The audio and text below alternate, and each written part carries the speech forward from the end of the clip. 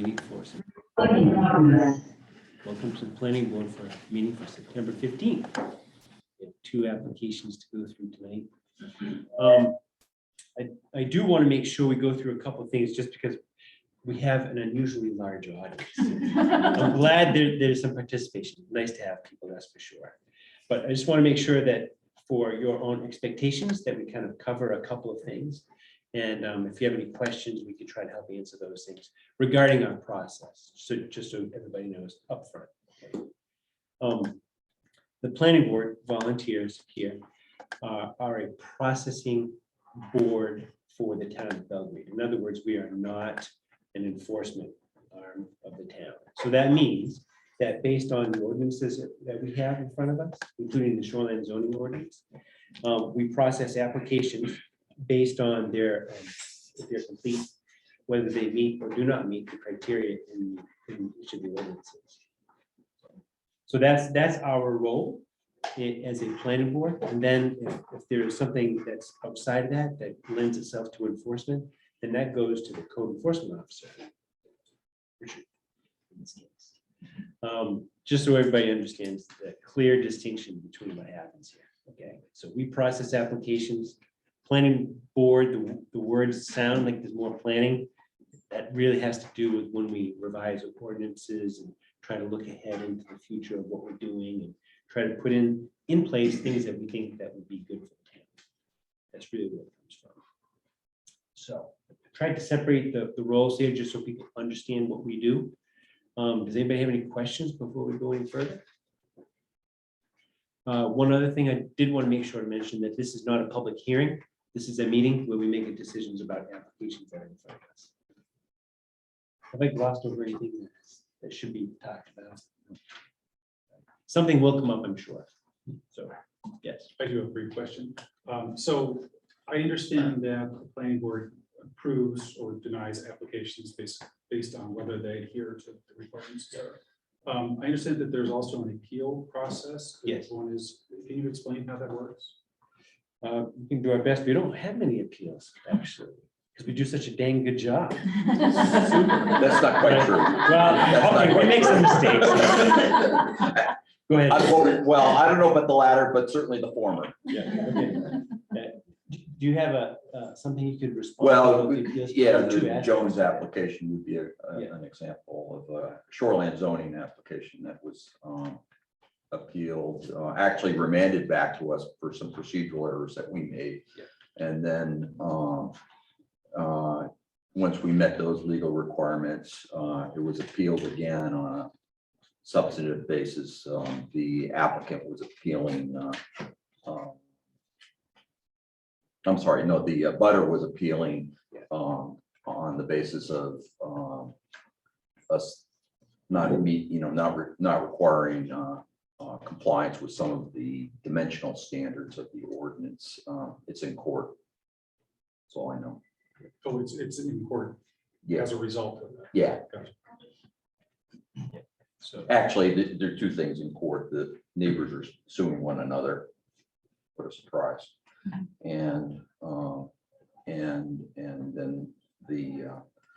I believe the other issue is also in court. So does that help, at least for now? Absolutely. Yeah. Okay. Sir, you had a question? Yeah, I had a question. When you get an application and before or during the planning, do you notify the contiguous owners of the project that's being planned, or the neighbors, or how's that work? There are a couple of ordinances that do have that as requirements. For the shoreline zoning ones, that is not a requirement for us to do so. So it is for other type of construction, but not for the shoreline? That is correct. Subdivision and commercial are the 2 that I think of. If I missed one. Right.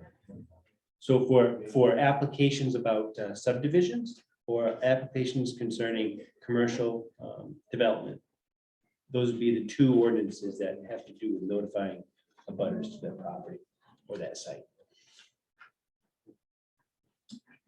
So it's maybe not perfect, and that's one thing I think we could probably entertain, going forward. Like we should revise that and include that. But that's not for tonight. Yeah, I would think that would be a fair consideration because it has such an impact on all these lots are so small. Impact on many people. Yep, that's true.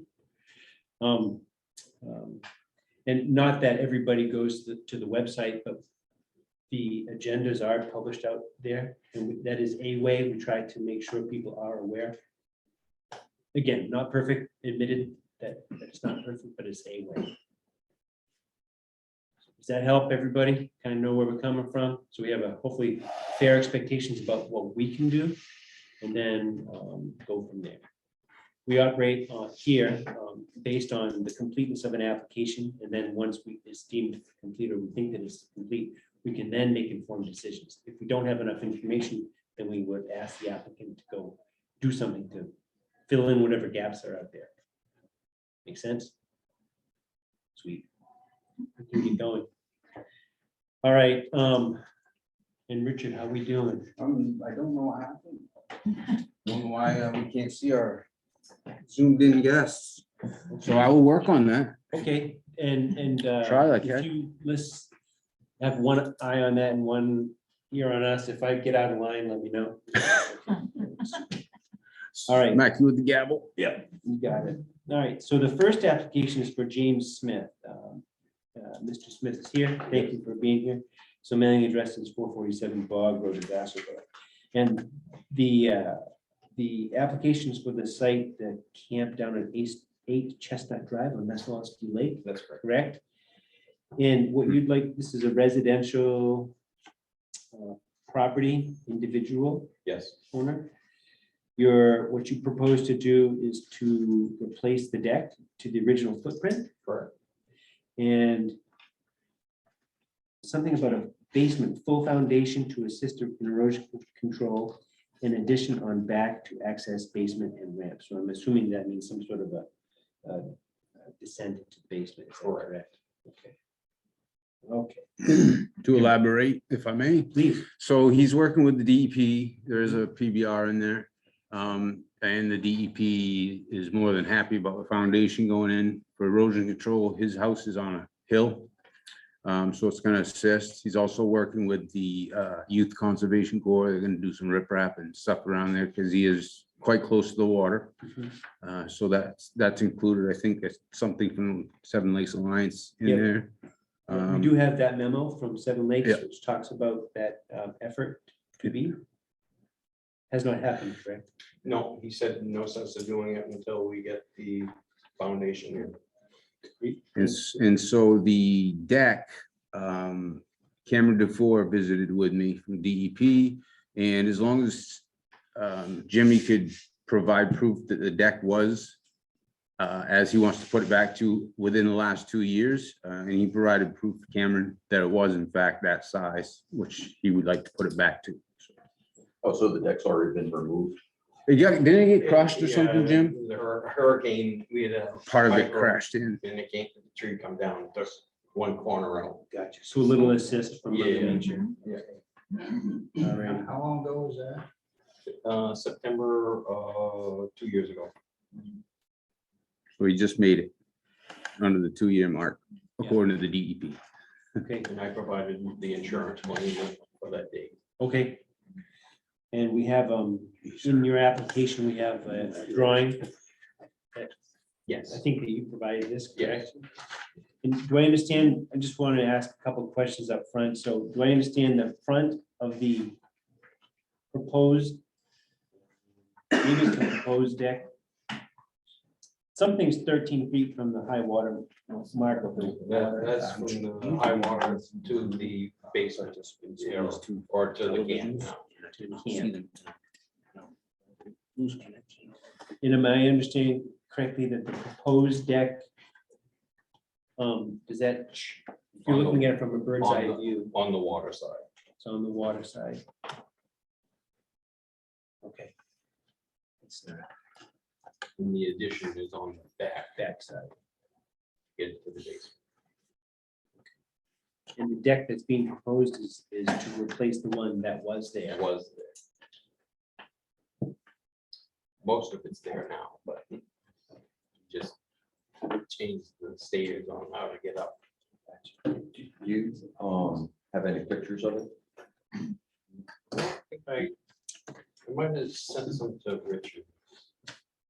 Of the original deck? I don't Yeah. believe so. I think you shared that with Cameron. Yeah, before. I stand And the state. the claim, insurance claim, through the date. Yep. Because the ordinance allows us to issue a permit for replacement of this kind if there's been more than 50% damage, which sounds like it has, but only within an 18-month window of when the damage occurred. I think we just snuck under it when I applied for Okay. it. Cameron told me 2 years. Good, that, hence why I'm asking about a photo, because if it's still partially there, that makes a difference factually. Yes, I can verify. There is a partial. Okay. But it does not extend to the point where he claims it did in, before the storm. And so he just wants to add on that extra portion that was originally there. But there is some. Pine tree branch came down, put a hole in the roof, and took out the deck. Thank you.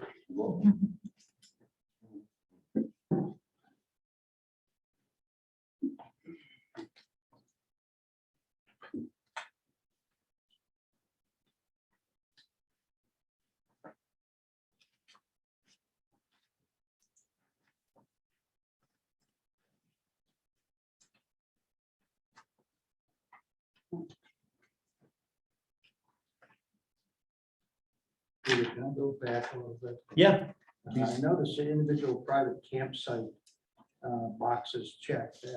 I assume you don't have like a separate lot or a separate RV on the property No. that people stay at. I think that's just something that needs to be scratched off. So is that an error? Yes, I'm sure. Okay. We'll have to yeah, get that fixed. sure do that.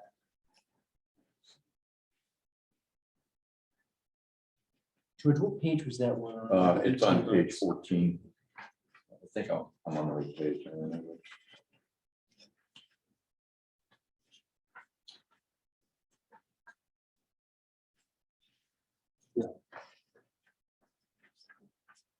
Um,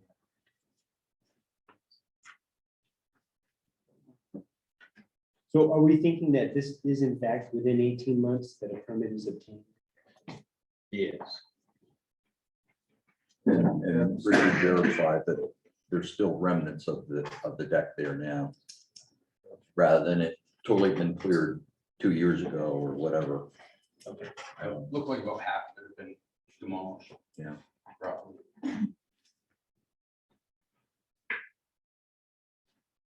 Yeah, I can't speak for anybody else, but that satisfies my question.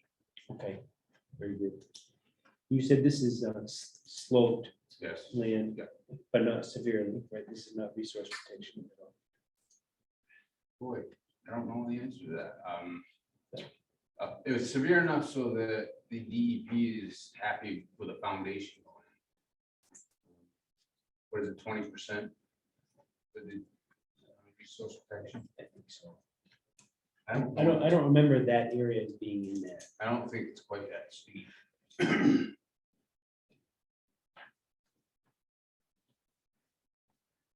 would that matter? It probably wouldn't, other than satisfying curiosity.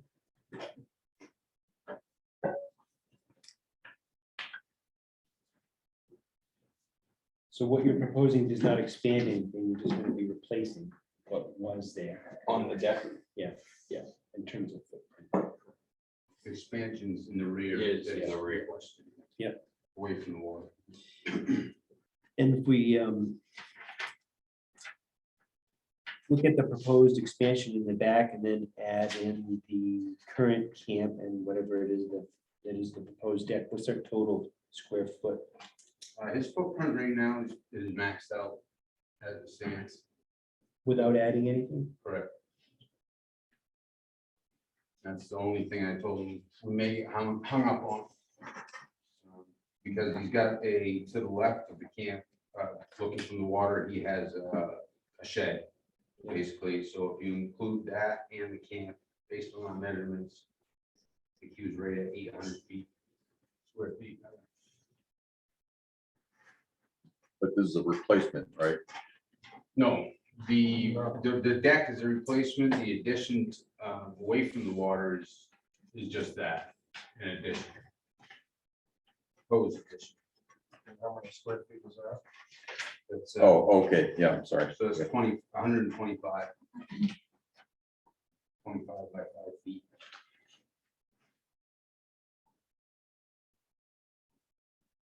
Big enough to get a Yeah. stair down. I mean, that gets to, there are a number of things missing from the application. And, the, cumulative total square footage of all the structures, driveways, walkways, et cetera, that's missing, as is the proposed structure square footage. So that, you can't calculate that without those numbers precisely. The other thing that's missing, two things that are missing, or three things that are missing. One is photos, both front, side, and back. And also a side view drawing showing the total height after the foundation is constructed. So that it does, we're assured that it's not gonna, Yeah. with this. So the foundation isn't gonna affect the height. so it'll be the current height. Yeah. But we need the documentation for that. Yeah, so I did the measurements. You're right, I left that out. He was right at 800 square feet between his shed and house, which is Oh, maxed And out, and he's that close. and he's at close. And then lastly, although we could handle this with a condition that we do typically is there's going to be adequate soil excavation. A DEP certified contractor is going to be needed, so we'll need the number and name of that. Yeah, Seven Lakes, I think, was gonna do that. I'm sorry, Seven Lakes, I think, was gonna do the foundation work, no, no, that was, the soil, you mean the shore stabilization? Yeah, no, I'm talking about the excavation associated with putting in the foundation. that's, Latin, Central Concrete. Okay. I'm sure it's certified, but we'll need that. Yeah, we'll need the name and his DEP certification number goes up in the upper left-hand corner of the application. So, Peter, I have one comment here. Yeah. This involves adding a foundation to the structure. When a foundation is added to the structure, we need to look at whether it can be moved back any further, move back to the greatest practical extent. There's also an addition proposed on the back. And my thinking is if you can put the addition on the back, why can't the structure, we need to look at moving the structure back to the greatest practical extent before we look at additions. And we ran into this down at wherever it was, Great Pond. Back oh, in- yeah.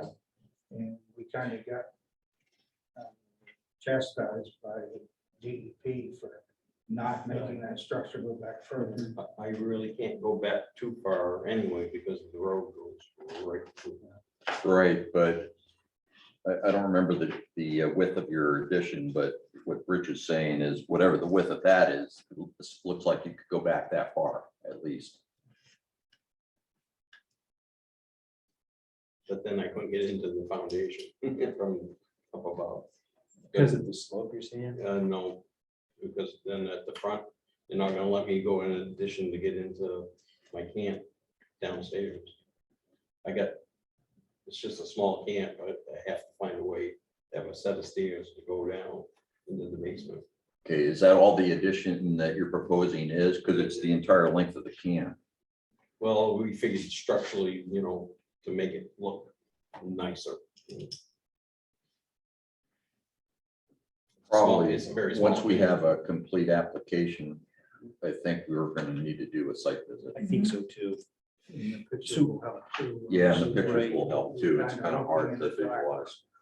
So let's get together the things that we know we need, right? And so that way you know what we're expecting to have a complete application, right? So maybe I'll just start off at the So up here, DEP certified contractor number. So whoever that person is, they have a number. Okay. Please provide. that That's the guy that's information. doing the concrete work. Doing the digging, right. And so- yeah. And then there are several other things that Yeah. George enumerated. So these two fields, presence, structure, square footage, that's, as I said, the cumulative total of not only your camp, but the outbuildings, pathways, walkways, driveway, patios, or any kind of structure. And then the proposed structure square footage, that would be just of the addition, not the replacement, I believe. Isn't that right? I'm sorry. The proposed structure square footage, that would just be the addition. Yes. Yeah, because we need to be able to calculate whether or not you got 20% or more coverage of the lot within the shoreline zone, that is. Right. And we're going at this from parts of the ordinance that talk about those exact limits. And so so in other words, what we wouldn't allow would be something that exceeded 20% impervious nature of whatever the line is. Does that make sense? Yeah, and then the other two items that I have on my list anyway are photos of the front, sides, and back of your existing. Yeah, I have that through the. Yeah, so it's that's just- just, we didn't get it. That'd be so. easy. And then a side view or profile view to scale drawing, showing the proper elevations of the bit, after the foundation and all that. And as you might know, there are height limitations. Yeah. So Yeah. that's why that document We're not shows. gonna raise it up. anyway. Yeah, no, but based on what Richard said, as long as you don't go any higher than the existing structure, you'll be okay, but we just need something to document that. So do those things make sense, Mhm. right? And accomplishable, right? Oh, yeah. So I have a question. Looks like the road right there, the right away road. How far is that away from the existing camp? 6 feet? Is that what I'm saying? Yep. So would that make it not practical to move it back any closer to that right away? I don't know without photos or looking at it. Yes, but 6 feet to the road from the building existing. Yeah, maybe, I would think so probably, but, my question still gets to, if there's enough room to put an addition on in that direction. Well, I don't think there is. I'm just going on what he's proposing in his site plan. Right, but what I'm trying to give him information. Because don't we have setbacks from right of ways? We do. And this is already beyond inside of that setback. The right of way, is that a private driveway or is it a right of way? It's a right away that my sister's game. So I'm thinking that you may have to rethink. I'm just trying to give. you Yeah, no, that's good. It's a good point. That's a good point, Craig. You have, so you're already at your full amount of square footage. You have this shed over here. You could put a doghouse type piece somewhere where it's not going any closer to the right of way. And, you may have to incorporate some sort of doghouse bulkhead, not bulkhead, but an entry going down in to your basement. Rather than On the trying. right hand side. Yeah, you'd have to be on the right hand side when it looks at this drawing. Because I don't see how we can make you move it closer to a right of way. That's not practical. But it's also not practical giving you the 3 feet towards the right of way either. That's a private road, right? Yeah. It's a right of way, private. It's a private road, but it's still a right of way to another camp. Right. So it would be from the setback would be from the edge of the travel lane. Right, but you could go to the back of the camp where it's existing now. You would still be able to trade the square footage for the shed and put an entry Right, going down into your basement somehow that way. yeah. Is probably what you're gonna have to end up doing. That's a really good point too about the setback from the right of way, because as you were talking, I was thinking, geez, we don't want to get inside that. Indeed. if we Well, do we're that. already inside it. Right, but not more so. Right. And that too is in the ordinance that we're talking about, setback from the edge of the right of way. So I think you're gonna have to rethink kind of what you wanna do, try to go that route, To the right hand side to go through. yeah. And trade, you're gonna have to get rid of the shed, trade your square footage for that. And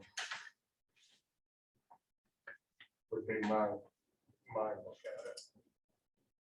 I mean, you can present it however you want, see where it goes, but.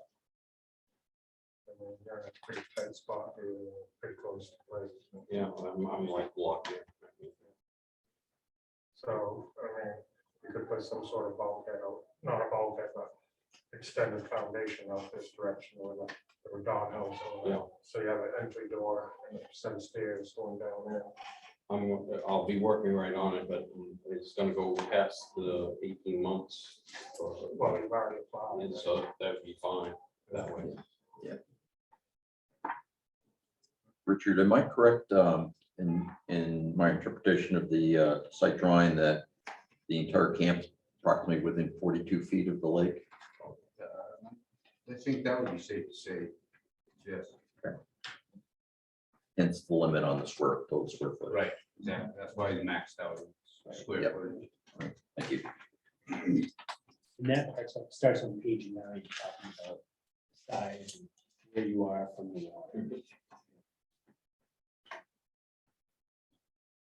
All right, so are there any other items we need to express to the applicant about what we need? Yes, we talked about it, but I don't know whether Mr. Smith, yeah, was the contractor number. We make sure he has that. That we talked about. Yeah, I mentioned it also, but Yeah, Hopefully it's staying alive. Yeah. Okay.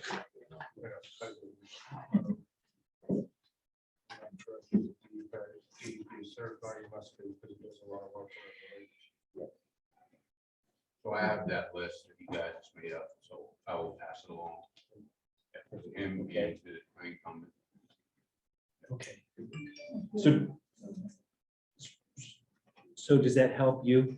Yeah. So, because before we take action on your application, we need those things that we just talked about. And I think Craig's point too is excellent about assessing what you can do based on the constraints you have in front of you. Right? Do you have any other questions for us? So I am under the impression that the site plan is going to change. Mhm. I'm under the impression then that the site plan is going to change. It may somewhat. possibly, yes. So we're going to need a new site plan. Good point. If you change it to the. So, Now I got one more question because it's making me nervous. Richard, is the recording going? It's been recorded? Said we were recording. Okay. Okay, there we go. I usually, I have the memory that it has a red sign over there someplace and I was not looking at it. I was not seeing it. And I have to do the minutes, so I better have that recorded. It's good. Thank you. Appreciate Yeah, it. thanks. All right, so you know what we're expecting, right? We need to have that information to make sure that it's complete. Yep. That way we can make an informed decision about the application. Okay. Make sense? Well, when's the next meeting? It'll be a It'll be one. yeah, I'll walk you out, get your information, and then that way I can get all those things that they mentioned I need to do the new site plan, et cetera. And then I'll get your number, I'll follow up. Oh, so with them, gentlemen? Any other questions? Make table, Oh, yeah. I'll make a motion to table the application. Thank you. Pending receipt of all the necessary information. So we have a motion to table I second it. and seconded. Any more discussion? So all those in favor, we'll do a roll call. So Craig Taylor, yes. Sarah, Yes, George, Yes. Rich, Yes. and I too, 5 in favor, none opposed. It's tabled. We'll see you in an upcoming meeting. I'm not sure exactly what one it will be. but we can remember. Very good. Okay. Thank you. Thanks. We'll be going on the next item.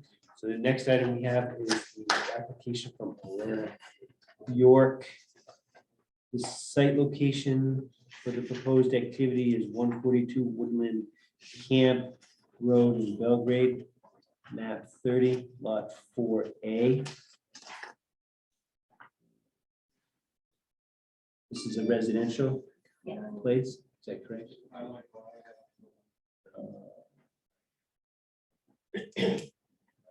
You're proposing, this application, what you're proposing to do is to, I guess, lay down granite steps to access the water and flagstone something path to water steps for cabin. Then it's indicated you have 26 flagstones, is that correct? What I came up with, Okay. and I did not include it. They're different sizes, but I average them out to about 3 square feet roughly.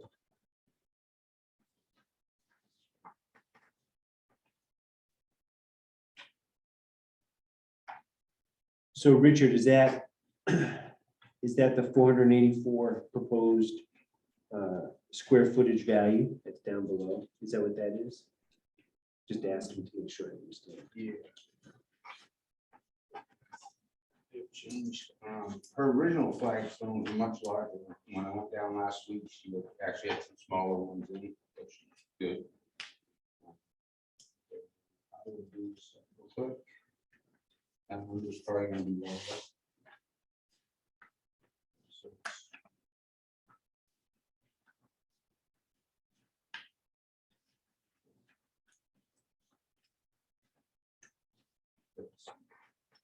So, discluding the stairs, we're down, I multiplied the 26 flagstones by 3 square feet, that's still 78 square feet. So my question, maybe it's silly, but what is this proposed 484? I think that was originally the big flagstones she had down. Oh, There were some very large ones, now they're more manageable, I guess you could say, they're smaller. So that's not accurate? Corrected. I just corrected it to 78 square feet. Peter, I have a real basic question that I can't figure out by just looking at the application materials. And I don't know if you folks can help me or Richard, but one of the drawings shows actually 2 lots as part of this rather than just one, which is indicated on the first page of the application, which is map 34A. Is that indeed the case that there's a second lot that's part of this where your cabin is that you're proposing a deck on? Not anymore. It was 2 lots, but the previous owner bought other land and merged it into. Okay, so the merged total is 1.6 acres, which you put on the application. Yeah, I'd have to look, I think it's a little bit more than that, I think it's close to 1.8, but I don't have the. Oh, okay, because on the application it says total lot area 1.6 acres. I can't tell you the exact acreage of them both or what used to be 2, but it's 1 lot now. Okay, We purchased it as And- 1 lot. okay, and 4A, is that one lot? Rather, is that how it's represented on town tax records? So that we're referencing? Yeah. Yes, thank you, Richard. The reason for my question is I want to make sure that all the dimensions and all the square footages that are provided are for 1 or 2 lots. And, Right. and it makes a difference because some of the standards are in percentages. Yep. Thank you.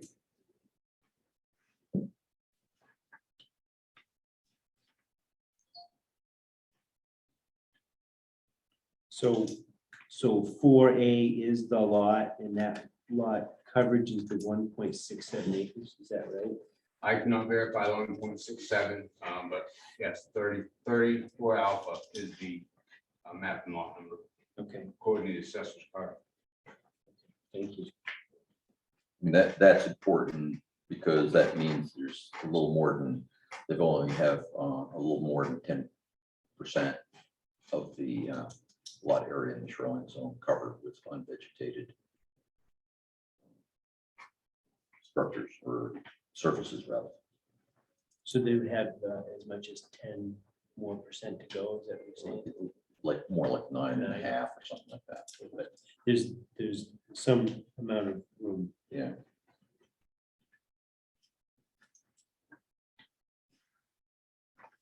Can I ask the applicant a question? Absolutely. I noticed that part of the shore frontage or in front of the camp appears to be lawn. When was that created as a lawn? And what was there before that? Before that, it was pine needles and whatever grass and crabgrass and whatever lawns would try to grow there. It was really not much of anything. It was just Same time, taking the area from pine needles, low growth and stuff like that to lawn. Whether it, is it, I don't think it is actually an appropriate activity in the buffer area. Thank you. Well, I actually have a related question and on your site plan, it talks about fill. How much fill, how many cubic yards? And where was it placed? I have, Andy Dunbar did all of the planning and everything, and all the information is here. If you want to see all of the details for the drainage that they did and all the materials and all that stuff. Well, that might be helpful because there are a lot of details that are missing on the Do you have- information that we've been provided. Do you have, all the same stuff? No, we that I don't. have? Okay. We just got a little 8.5 by 11. Well, this is, Oh, you have it, Richard? Yes. Okay, This, come on, pass that. I'm sorry. Thank you. That's from Fair Engineer. Andy brought that into me yesterday.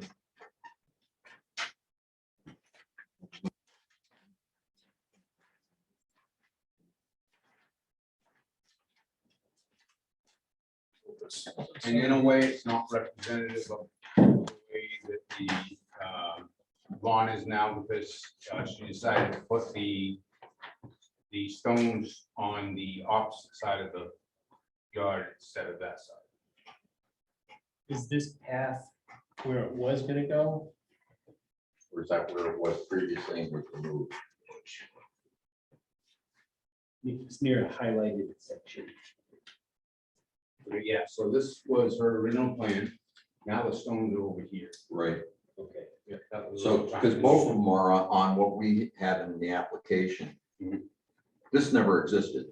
Correct. Okay, that's never been on the base. Okay, That was proposed but never done. Instead, she put on this side of the property. Went down to the stairs. okay. So we would need that information on the plan. Now, it's hard to tell because it's, Yeah, that's, See- see, that should have been. yeah, we have that, but abandon and restore existing path. That that implies that this is on the face of the earth right now. It isn't. That's now grass.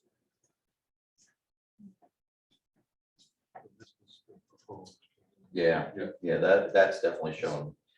My confusion had to do with whether they were tearing this up and putting this in to replace it.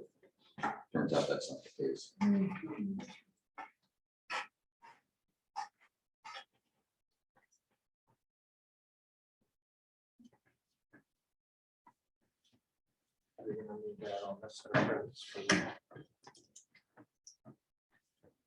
So that would make sense, that we would have a document required for the town.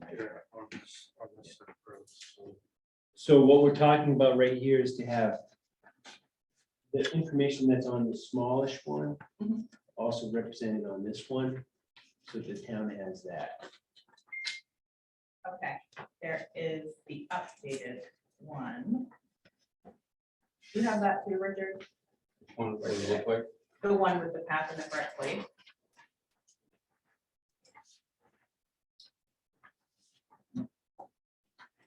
Can you change this one, Richard? That was on. That was the existing, and then the next email from Andy on February 25th shows the path being moved.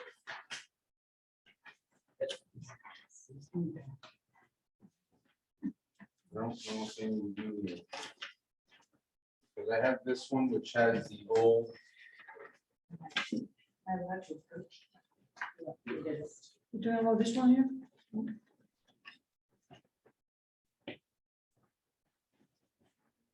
See, what we're saying is that, Yeah, that's what we got in our, yeah, this path here doesn't, never, never, never existed. never existed. No stones, Yeah. but it was a path, but it didn't have stones in it. Okay, so to have a clear documentation, we need that picture out. Okay. Do you want to just take the stones out or the entire, because Or there was just, like a just- walking path. that yeah, didn't have just stones. clarification that those stones were never installed. Okay. That was confusing. Yeah. Okay. So, and this is different than what we have too, because we don't have this on the drawings that were submitted to us. See, this is what We have this is what we have. That's what was submitted to us. Okay, so these are these.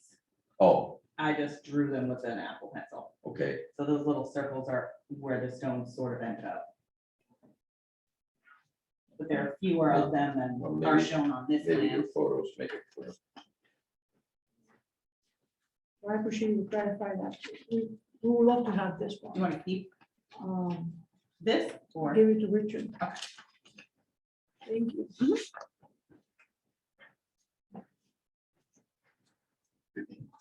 So this, this picture right here, this represents where we're at now.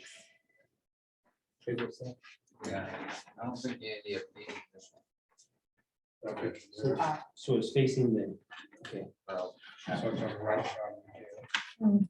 Mm. gotcha, okay. See which one. yours. Oh, okay, I can, yep, thanks. Yep.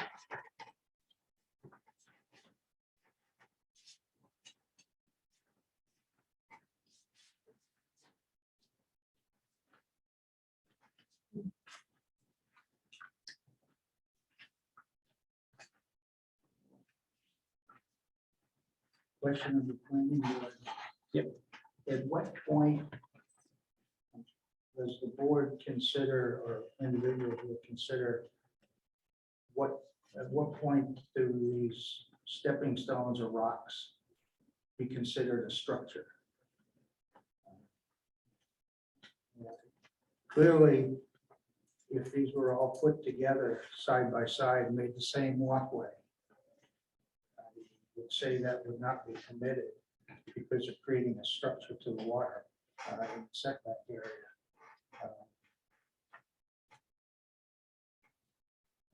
I have a question whether just even the stepping stones, which are fairly good size, at least the pictures I've seen, are in fact would be considered a structure. Secondly, when was that lawn actually put in? Hung up on the lawn? That was in June. Pardon me? June? June? Okay. Then go to the section on page 47 of the clearing and removal of vegetation for activities other than timber harvesting. If you go to page 47, it says, in order to protect water quality and wildlife habitat, existing vegetation under 3 feet in height and other ground cover, including leaf litter and forest duff litter, shall not be cut, covered, or removed except to provide for a footpath or other permitted uses as described in section O, paragraphs 2 and 3. That's also the section that talks about creating a meandering path to the water rather than a straight line path. I think it was inappropriate under the ordinance to put the lawn in. Yeah. Basically. We didn't remove any vegetation, we added vegetation. But the duff layer was removed. Yeah. What? The duff layer, the natural organic material that was there in advance of bringing in the fill and seeding and loaming it. That was removed only where the drainage ditch went, because we're having a flooded basement. So the first thing they did was drainage. And the retaining wall was put up because the way the snow blows off the lake, it all piled up against the sliding glass door. And there was 2 hills that came like this toward the basement. I'm sorry, If but you want that just doesn't mesh with these photos. These photos show a well manicured lawn. Yeah.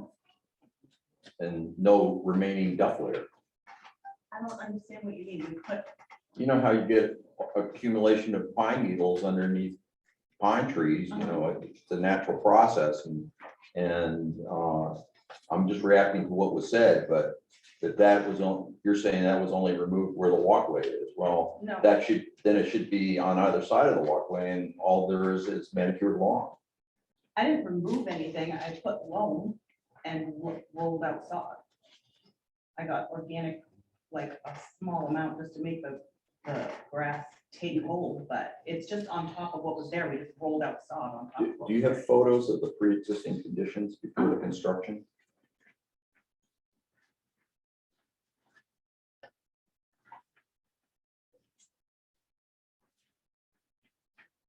To be clear, just so you folks know where we're coming from is, I know this is after the fact and this has already been constructed, but we have to treat these situations, and we've had a number of them, as if nothing's been done on the ground.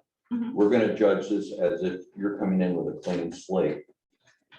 And whether or not it meets the standards of the ordinance. It either does or it doesn't. And that's why I'm asking for the pre-existing conditions. Because it makes a difference. Yeah, that's what they're about.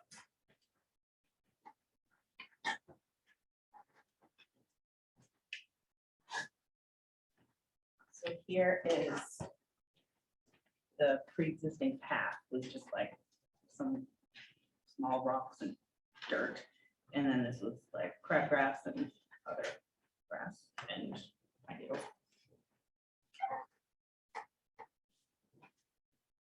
Thank you. This is, Do we have that? I don't know. This is from their engineering. We don't have it.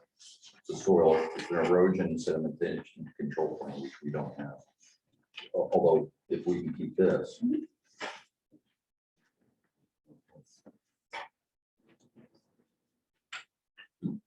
To me, that seems like it's something different than what we're seeing in front of us for an application. Yeah, no, it's very And different. it feel, to me, so far, it feels like if we're gonna do some kind of an after the fact permit review, application review, then we would want to act on that information too. So we would want to have information about how that changed from what it was to what you have now. I don't know, maybe Richard could help explain because he's been to the site a bunch and I don't think it looks different than what we applied for, so. So I think what George is trying to say is that you didn't remove the duff layer, but covered. So i.e. your duff layer was dirt, pine needles, and a little bit crabgrass, like you said, and you covered that. Mhm. So in essence, you removed it because it's no longer there, it's covered. And like Rich read in the ordinance, you can't do that. Planting grass and clover and stuff like that be better for erosion? Perhaps, but This sector is almost like a mulch, and it's been maintained.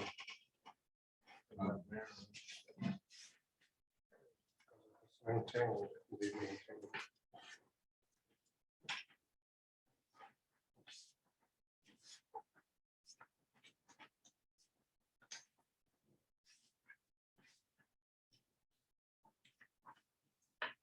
We were having on the hill, and I have pictures of that too, I can take out of my phone. But when on that path area, especially where it was like steeper, every time we'd get a heavy rain, it would just all make a river and wash down into the lake, and we don't have that anymore. So I assume grass and plants and other trees and stuff that we put there would be good for erosion. I'm a big time tree hugger, so I would certainly not want to do anything that would not be better for me. Yeah, and hopefully that soil erosion control plan documents. So for Sarah, George, and Rich, these are other pictures that show, I think this is the pre-existing. it is. All this information, by the way, needs to go into the public record for us to be able to consider it. So we'll need your permission to put it in as part of the application. This is a copy of PBR notification. Let's see. And what they've done to that work. It's too bad.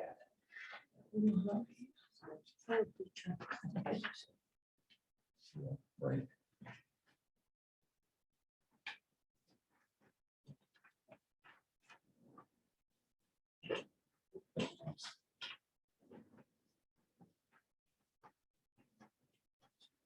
Also, at different times of the year, like early spring, it just looks like a mud, hole, and in summer it has grass and greenery growing on it.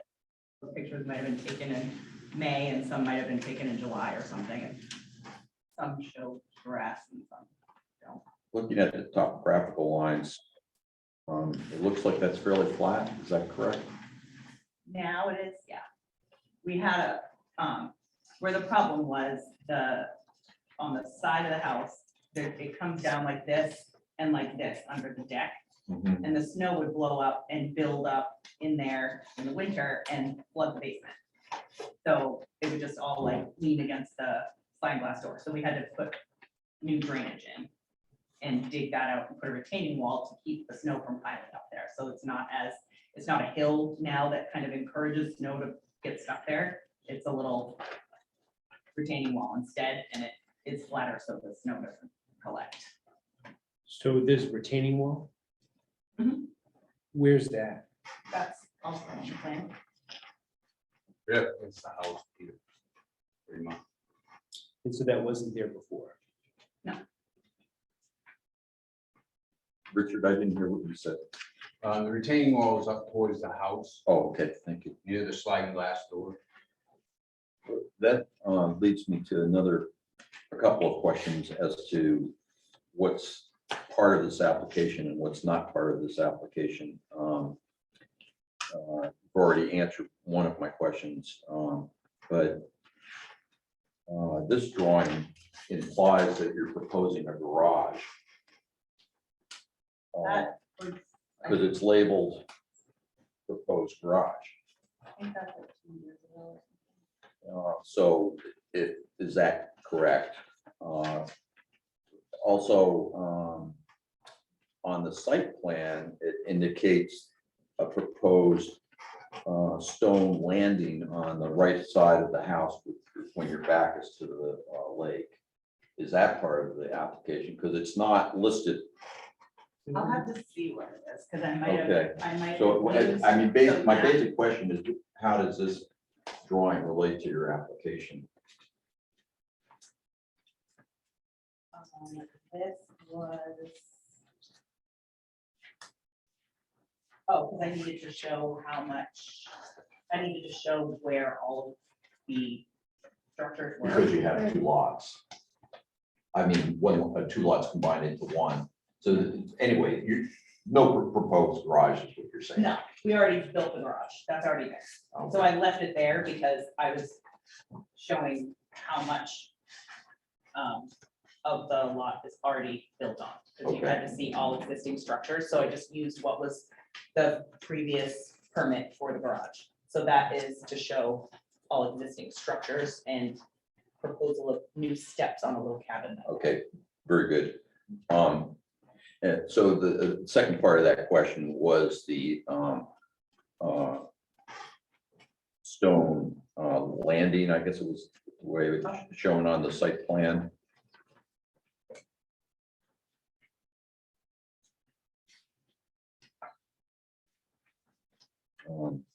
But I don't see that on the front page of the application. Is that indeed part of the application? Don't know what it is referring to. All There right. is no stone landing down it. No, it's on the, it's shown on the site drawing as Right. proposed. Yep. On the, if you're again, with your back to the lake, it's on the right-hand side of, and we can't approve a site drawing that's got things on it that aren't gonna happen. You know, we don't want to be approving Sorry, something that nobody knew we're, what you. we need to know what we're approving. I That's don't what know it comes the down to. Stone landing is that you're referring to. Is your proposed stone landing. Oh, that's under the existing deck against the house. This is the sliding glass door. So this is from the original plan and application for everything. Okay. So you'll, yeah, this is Andy's plan Yeah. that he laid everything out I on. think So we're heading in the direction of needing a cleaned, significantly cleaned up plan Yes. for just what is being applied for, because this is just, you know, I feel like I'm in the dark here, pulling stuff out of the closet. Me too, and I'm thinking we're probably asking some questions because we don't know exactly what's being proposed and what's being in the application as compared to what's on the plan. I think you probably included some good things in here because your intent was to show everything that has happened and you wanted to tell us, right, what was going on, the structures that were there and all that, which is great. But I think, I know that what we need is a cleaned up plan here, bottom line, right? So for example, and this is just a question, the thing, like, for example, the proposed stone landing, that's not proposed anymore, right? Because it's there, is that correct? So in my mind, I would show on a plan, not a proposed stone landing. Don't use the words proposed stone landing because it's there. Yeah. That'd be like one. Well, and the stones for the walkway that was never constructed, for example. Yeah. That likewise. well, I can let Andy know. I don't draw the plans. I don't have Understood, that skill, so We're I not- can let him know what he needs to correct. If we right. Yeah. make a We're- list, then I can have him redo them. We're not saying you're the engineer or anything like that. It's just, how do you convey what you intend to do in an application that because we know less than you do about your property, right? Yeah. And how do we have that documented here so that when we make a decision, that whoever asks about it says, oh, what was approved is what was done. Okay. That's really the bottom I line. can ask him to Yeah. redo the plan. Does that make sense? I mean, No problem. and I had a question about structure, because you brought up a point I want to get back to that. So you had a question? It was more the issue of item 5 on the application itself. Basically, what I saw coming in here for is to review the granite steps to the water and the pathway to the water. But to me, that's all this application entails. And there's more there than, as you're saying, that really isn't part of our application unless you modify the verbiage on line 5. Correct. Well, it should include though the fill, shouldn't it? Yes, Yes. there's a fill in there associated with this. Yeah. And additionally, there was the stone, what was it called? The retaining wall, Mhm. right? Was that permitted before? Yes. That was permitted for as part of something else? Right. Correct, okay. That was before me. All right, that's fine. I just want to make sure we know what we're talking about. If I could, I think the issue is all of this was before Richard. And I have a couple of emails printed out here from between Andy and Gary and Cameron from the DP. Gary approved everything you guys are seeing. And So I couldn't get it done last year because I couldn't get on the schedule, so we lost the whole season last year, because they just kept getting delayed and behind, so we waited to do it this year, and I lined everybody up a year in advance and got all my ducks in a row and did everything I was supposed to do, and it feels like, from what I can understand, that Gary made a judgment call or something and said, you don't need a permit from the town of Belgrade, you only need a permit by rule. So I did what I was told to do and got the permit by rule, and then once we got that, I said, oh, you know what, now that I'm looking at this, I think I want the path on the other side, so let's make that change. And there was only one change to the plans, so the plans you have are accurate, except for I moved the stairs. So we sent the new plan to Cameron, and you guys have a copy of that as well, so he said, and it's all, if you guys want these emails, and Cameron said, you are ready to proceed, like he said, go for it, so I just did, True. you know, what I was Is it told okay to do to, by professionals. thank you, is it okay to keep those? Yep.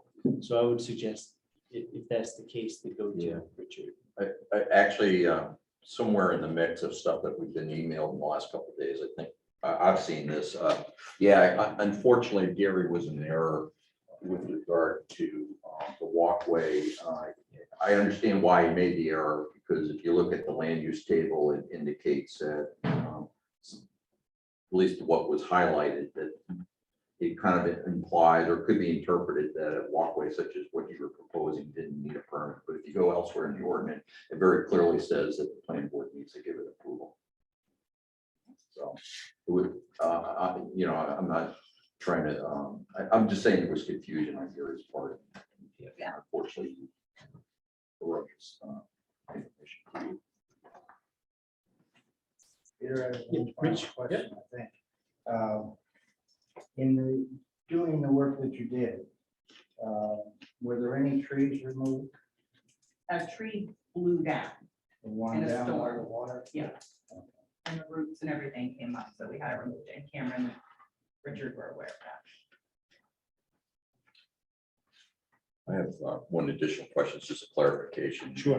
Because it, again, referring to the site plan that we have in front of us, on your camp, there's a 6-foot expansion around the front and the one side, the side again to the right, with your back to the lake. What is that? It says expand to 6 feet. It was added on 3/24/2022 on this markup from, I assume it's Andy. Yeah. Like mine.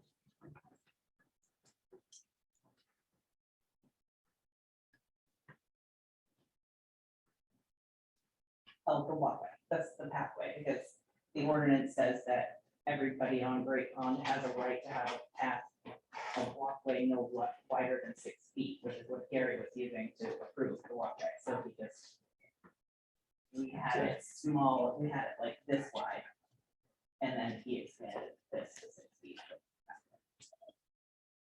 That's Yeah, I would, yeah, right.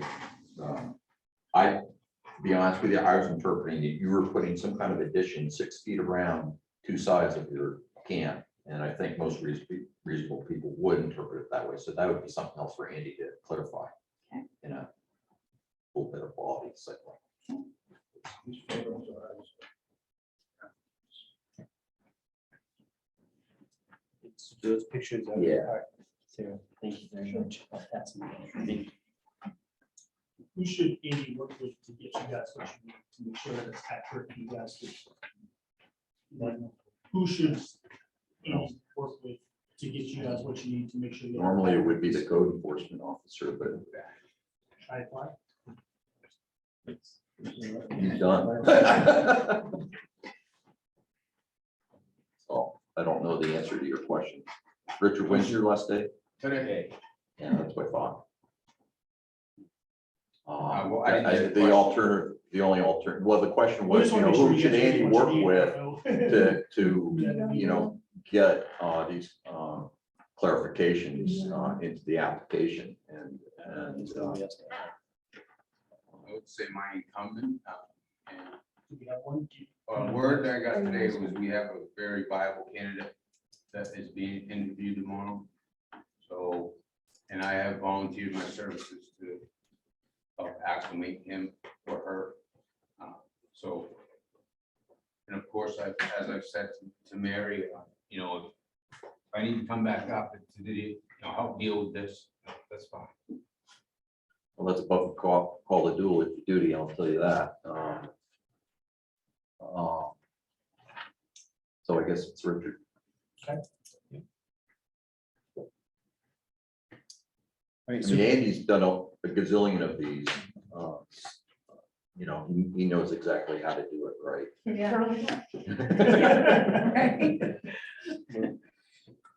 So Yeah, I maybe want we could recap a little bit so you know what we're talking about and stuff.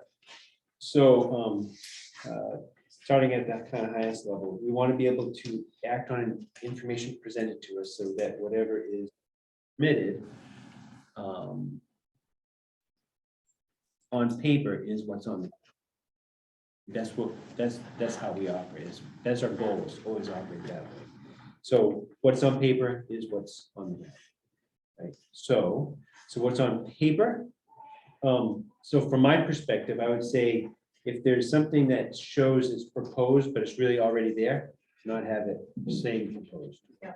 So there's a retaining wall, there's some other stuff, the garage, and all that stuff. You know, it's there, great, indicate that it's there, but not have it say proposed. Right, then show, that's one thing. Another thing, you know how this one shows where the path is to be? Yeah, and then the other one that says abandon and restore existing path, clarify that, because that's not an existing path, right?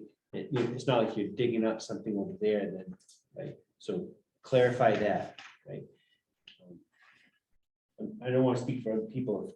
If anybody else has anything else to add or point to and say, this is the type of thing that we're looking for, that I want you to walk away with good information. That's the goal. So, This can't be dealt with today, but just so that you hear what at least I'm thinking. I mean, the two substantive, assuming we can get the information that we need.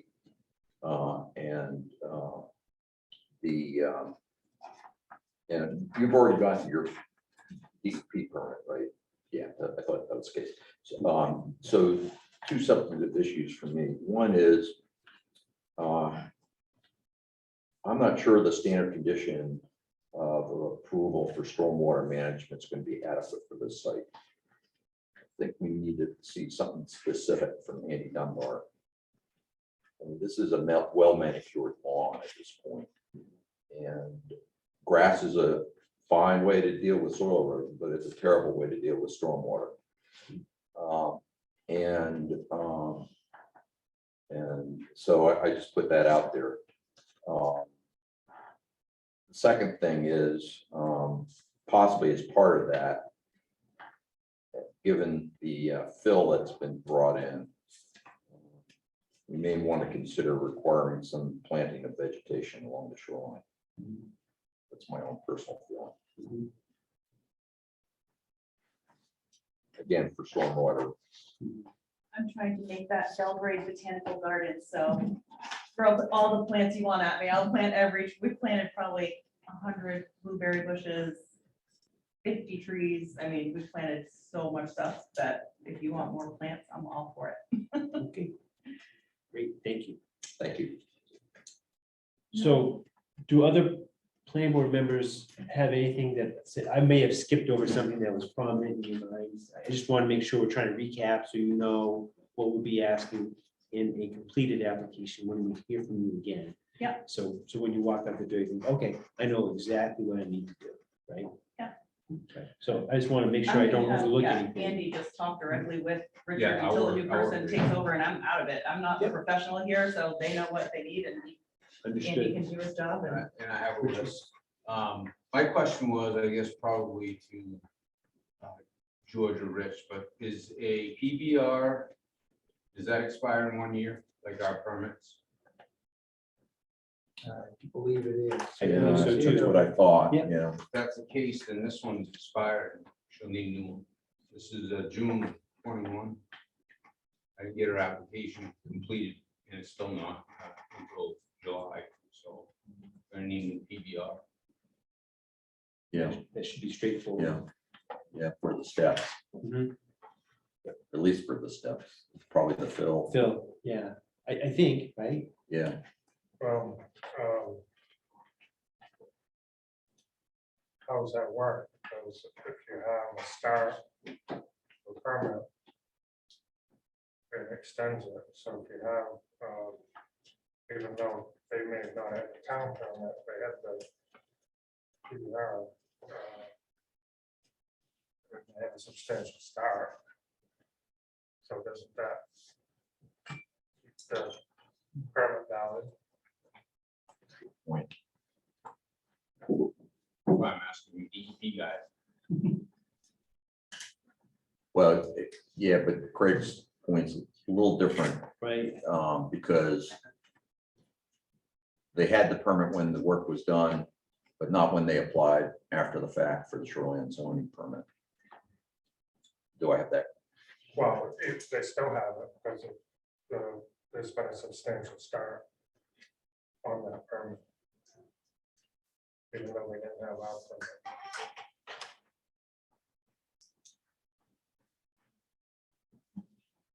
And I guess Yeah. another contention is that it was discussed via email about the steps, but the steps were not inclusive in the PBR. Only the retaining wall and stone landing. Oh, disregard. That's- Disregard. Last sentence. Scratch that. Yeah, because, the ordinance is real clear that, for anything going down just above the normal high water mark or down like a set of stairs, maximum 4 feet, which this is what is proposed. It does not extend below or over the normal high water line of a water body unless permitted by the Department of Environmental Protection, according to the Natural Resources Protection Act, the permit by rule under that. When were the stairs put in? All of it happened in like 1 week in June. And so, like Craig said, it was substantial work started within that Yeah. 1 year. I would think the permit by rule would still be extended. Yeah, because it was permitted by DEP at the time the work was done. And that's the requirement of the ordinance. So So we do not need PBR. that's my opinion. I don't know what others. I just want to make sure that we get everything included in the next package. Yeah, absolutely. Is the question whether you got a PBR, they put the steps in, and the walkway. I don't think that takes the need to get a permit from us for those steps. Our permit that we would issue would really be only for the part of the steps that are above normal high water line. We don't have any jurisdiction over the bottom steps, if you will, because shoreline zone begins at the normal high water line. Right. But if the question is, do they need a permit for the steps and the walkway from us, I would say they do. Yeah, no, that's not in dispute. What Richard, I think, is asking is because the DEP permit expired in June. But so consequently, it's not in effect today, but was in effect when the work was done. Do we need to require them to go back and get a new permit? And I think not. I think so. I think not too. I think we're in good shape with that, I Yeah. believe.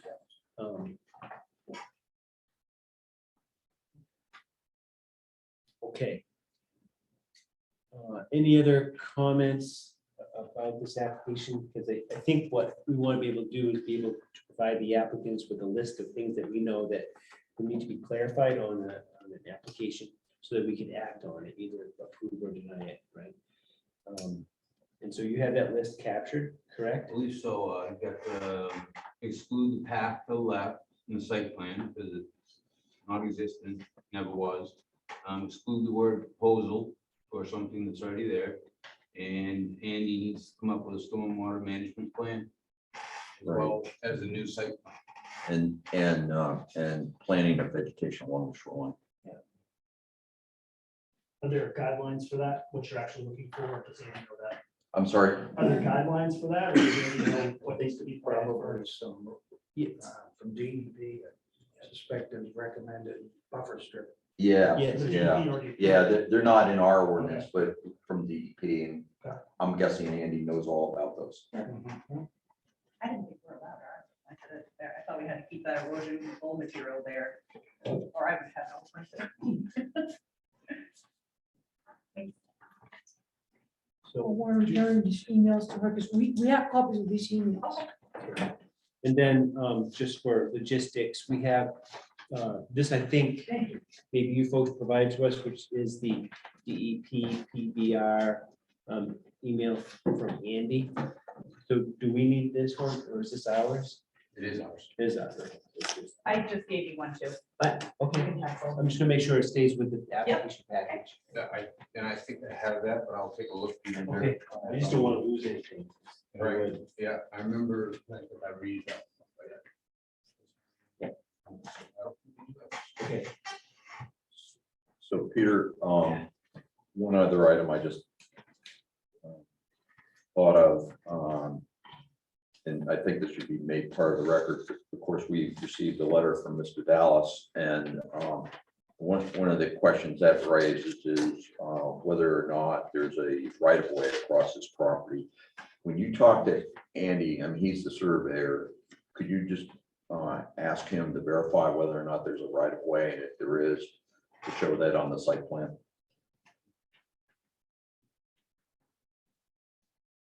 Whether it's power line or I don't know what kind of right of way, but because the ordinance requires those to be shown on the site plans.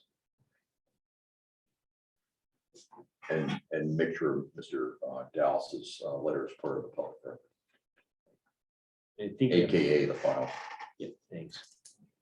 Rich, And just make a comment, George brought up the letter, and for the public here. As Peter said earlier on, we're a planning and permitting agency, if you will. A lot of these issues are issues that clearly claim violations of the ordinance. We can't deal with them as a planning board. Those are enforcement issues that need to be taken up. Most all of them, except items 8 and 9, which are the ones that we're dealing with tonight with the walkway and granite steps. Most all the other ones would be something that a code enforcement officer needs to deal with, except there's also one, I point out this issue of the spike fence. Just say fences under the shoreline zoning ordinance are not structures and are not regulated by this board. There's a spike fence issue that I think that would be between the two parties. We or even the town itself probably has no involvement in that. And same with the dock system and mooring system going in front of the neighbor. We can't really deal with that one. I don't think the town can really deal with that. Well, I don't know, I'm not familiar with the so-called mooring ordinance, but we have no jurisdiction of the mooring ordinance. There's no permit required from us. That's entirely in code enforcement office. issue. and so just to make sure we kind of punctuate what Rich was just talking about with the definition of structure. On page 89 of the ordinance, we have the definition there. It says that structure does not include fences, poles, or wiring or other area. So it goes on to talk about that. So that's where that comes from, is that definition. So that's not wrong about it. Okay. Have we covered all the items that we will need? And do you know what we will need? So, Okay. by the way, Rich has been great to work with. Sticks to see you go. It's not too late to get another 5 hours to change your mind. Thanks, Chris. He's like, I'm Yeah. out of here. And thanks for your comments on that too, because I think so too. Just gotta- Yeah. So, thank you. Thank you. Thank you. Yes, thank you. So here, Actually, we're gonna have to table this, of course, but there are a lot of people here. and- Thanks. and, Appreciate it. Good luck. Thanks, Chris. Certainly, but I don't know, they may have more to add that we should be thinking about or sure. on the way of information before we take a vote. So I guess I would like to make sure to offer you folks some time, if you had something you wanted to share with us tonight. This is not a hearing, but you've put in an effort to come here. So I appreciate that greatly. What's particularly useful to us is observations about what the site looks like, sort of along the lines of what Mr. Dallas provided to us about the right of way. That is relevant to our consideration of the application. So at this point, just for everybody's awareness, we are almost, is that right? 8:30? 7:30, thank God, okay. All right, I was gonna say we're half an hour over. We're not, okay. So let's go through it. So does anybody have anything they wish to share at this point? I do. And is that Karen Hopkins Carr who's speaking? Yes, and good morning from Spain. Oh, God. yeah, buenos dias. Buenos dias. Hmm. Can you hear me? Is the sound is all right? Okay. Well, I thank you very much for this opportunity to address the board. I have prepared some remarks, and after your remarks, it might be a little bit off of, but anyway, I want to give you my remarks. So my name is Karen Hopkins Carr, and my sister Kristen and I own 17 Carr Lane, which is 3 lots down shore from 142 Woodland Camp Road. Some of you don't know me, but since 1907, our family has summered and lived in Belgrade Lakes. My great-grandfather was the summer minister at the Old South Church. My cousin Esther lives in town and runs the summertime in the Belgrade's newspaper. My cousin Paul is there because I heard his voice. And my cousin Ernest wrote on Golden Pond. I, however, am merely a taxpayer, a staunch defender of Great Pond and caretaker of the shoreland at which our house stands. In determining whether to give permission for the step and paver permit applied for, I believe it is necessary to take a look at the context of the property as a whole in the recent actions of the current owners. They have shown disrespect for the environment and our watershed, complete disregard for Maine shoreline zoning legislation, and clear contempt for the planning board, CEO, neighbors, and shoreline ordinances of our town. We have witnessed the destruction of the forest within shoreline zone limits, sod being installed at a storage shed now being moved without a permit and converted into a separate guest house, complete with uninspected electrical, plumbing for both a bathroom and kitchen, and located only 10 feet away from a road. In just 2 years, the number of bathrooms on the property has increased from 1 to 4 at least, according to their Airbnb listing, and the number of kitchens has increased from 1 to 3. These unpermitted bathrooms and kitchens have at least tripled the sewage load on the original leach field, which is downhill near the shoreline. However, with advertised sleeping accommodations for 15 people year-round, in addition to the owner's private quarters above the garage, the increase in sewage volume is potentially far greater. Today we are currently, I'm sorry, I lost my place, trying to scroll at the same time as talking. Today we are currently witnessing alterations made to the shoreline itself, which is something that many of us consider to be sacred. To others, a mere 4 steps and some pavers may not seem like much, but when you look at the scope of all the other damage done to the shoreline environment, these 4 steps are just the tip of the iceberg. To be fair, the Airbnb listing of 142 Woodland Camp Road shows a sentiment that we can all agree upon. The listing boasts of the clarity and cleanliness of Great Pond. However, if Great Pond is clean, it is because we, the neighbors and families of Belgrade Lakes, together with the town, the Seven Lakes Alliance and Belgrade Lakes Association, we have all fought to keep it that way. We have complied with strict state regulations and town ordinances that protect our watershed because we all wash our dishes and wash our faces in lake water. Even back in the 1970s, decades before shoreline ordinances were in place, my grandmother and other neighbors did not choose to degrade the shoreline by installing sod and granite steps down to the water. Oh, no. Instead, they asked the town and the Maine Department of Environmental Protection for permission to install riprap in order to protect the shore from further erosion, because that is how lake people roll. In short, I would like to make one thing very clear. I believe it's clear.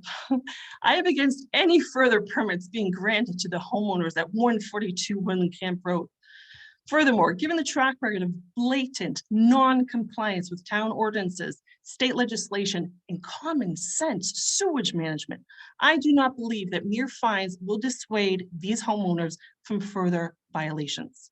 I therefore ask the planning board members to please require that the steps, pavers, and sod be removed and the shoreline restored.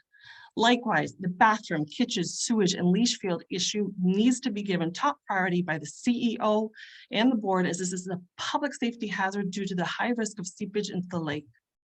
Also, in addition to the stop work notice already on the property, I believe another notice needs to be displayed on this new cabin suite so that potential guests of this pseudo hotel are aware that the little cabin is unpermitted and that the installations have not been inspected and are potentially dangerous.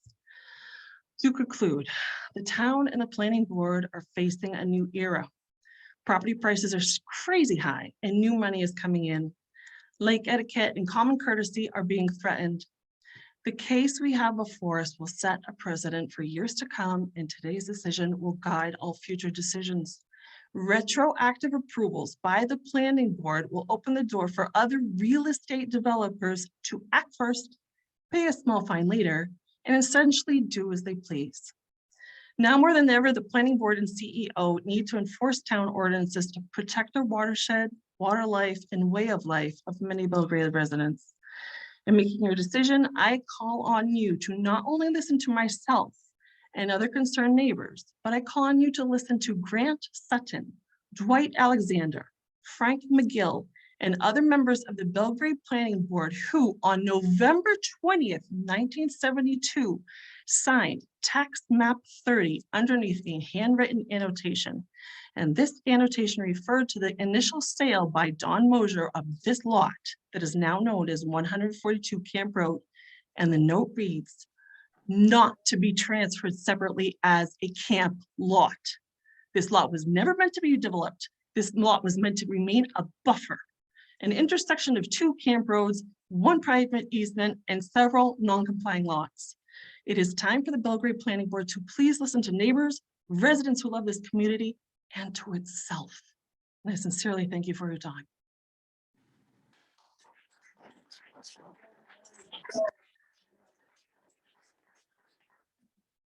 Thank you very much. Clearly a very impassioned plea. Thank you very much. All I can come up with. Yep, please. I have a follow-up question for you. The Sure. lot that you said was established or intended at the time of property transfer back in the 70s, is that the lot that the little Yes. cabin is on? Yes, sir. Okay. My grant, the only reason that I have personally, I have this map from November 20th, 1972 is because Don Mosier also sold my grandmother another parcel of land. So that is why it is in my possession. And on that, the approval of the sale of what is now known as 142, the lot, which would be the lower half of the lot on the waterfront and including the Chester Twing easement.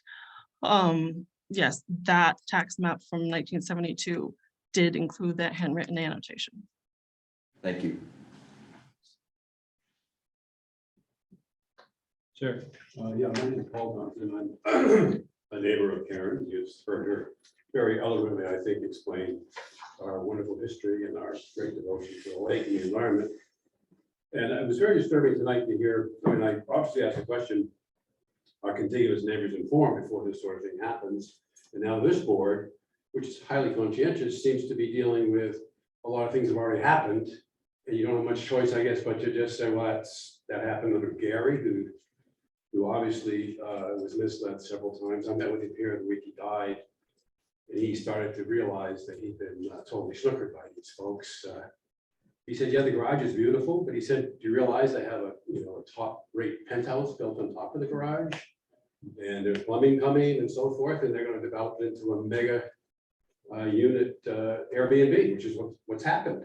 And these things keep happening right in front of our eyes. What are we supposed to do? You guys don't have legislative or, enforcement authority, and the township isn't really doing that. What are we supposed to do as 100-year-old law-abiding citizens who want to be told, at least, as these things happen?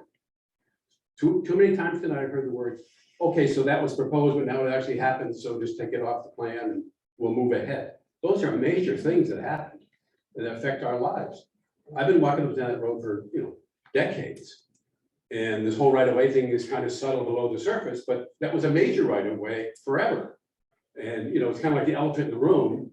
I realize, once again, that's not your area, although it was very, I think, well pointed out that that needs to be included in the plan. And it's not just some aerial right-of-way, that is a very definite legal right-of-way that's there.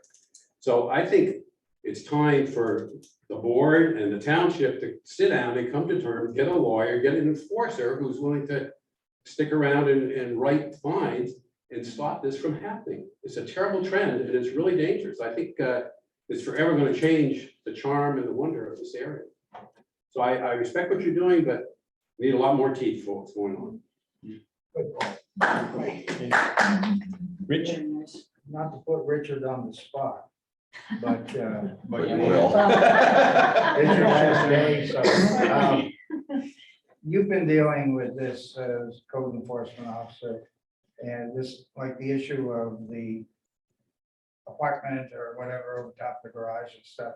Have you been able to get inside to verify whether some of these accusations are true? So I Some of have the pictures I saw indicate. Yes. Yeah, so recently, I think it may have been Shane gave me some information, but this whole advertising on the internet that she's doing for her Airbnb shed light on the plumbing in the bunkhouse. And it's alleged that there's a kitchen above the garage. And so I've already drawn up a template for my incumbent to issue an order, an intent to inspect, so that we can get into those places and take a look. Until recently, I had to get with Dave Savage, he brought to my attention this intent to inspect. I didn't even know it existed. So yes, it is in the works to folks to go into those places. I also looked at the septic plans today, and based on the plans, which are really not legal, only one of them is because it wasn't signed by Gary for the final inspection. So technically, they're not even legal septics. And she, based upon the plans, is allowed 7 bedrooms total. So how it works is you have to pump 90 gallons per day per bedroom. So in essence, the 2-bedroom would have to pump 180. And she has 2 septics that pump 180 and one that pumps 270, which is 3 bedrooms. So if you combine them all, it's a total of 7 bedrooms. So that will be the other assessment of these buildings, is how many bedrooms are in these buildings. And how many, I think in one of the pictures, it looked like there were bunk beds in the basement. Yes, 4 bunk beds. I would consider that a bedroom myself. So that'll also be something that needs to be looked at. Because the septic was brought up and it is important because it is close to the lake. So she's talked out at 7 bedrooms total. Hopefully in time we'll get that intent to inspect and taken care of and see what she actually really has going on. And I go from there, but I appreciate the recent pictures of the bunkhouse. Kind of silly to advertise it on the internet. Can I ask a question? Sure. So your numbers that you're getting for the septic are for what they're saying is the septic that is on the land right now. Mhm. But what, being that close to the lake and the space that's there, what are the restrictions for the septic that can be that close to the lake? Has that been looked into too? There's like 2 different ways to look at that, right? I understand my dad's a septic guy, I get that, 2-bedroom, 2 people in a bedroom and how much flows, I get that. But there also has to be a limitation on what can be put in the ground that close to the lake as well. And just make sure we know what that is. So what I found in the assessment card is that she has 2 holding tanks. One is 1,000 gallon and one's 1,500. Okay, However, I don't know where they're located. that's super important. I would want to know that. Yeah, I have no idea. It's not. Sorry, I'm not putting this on you. I'm just saying, I'm happy, I can I'm speak about willing to this. answer your questions, Yeah. no problem.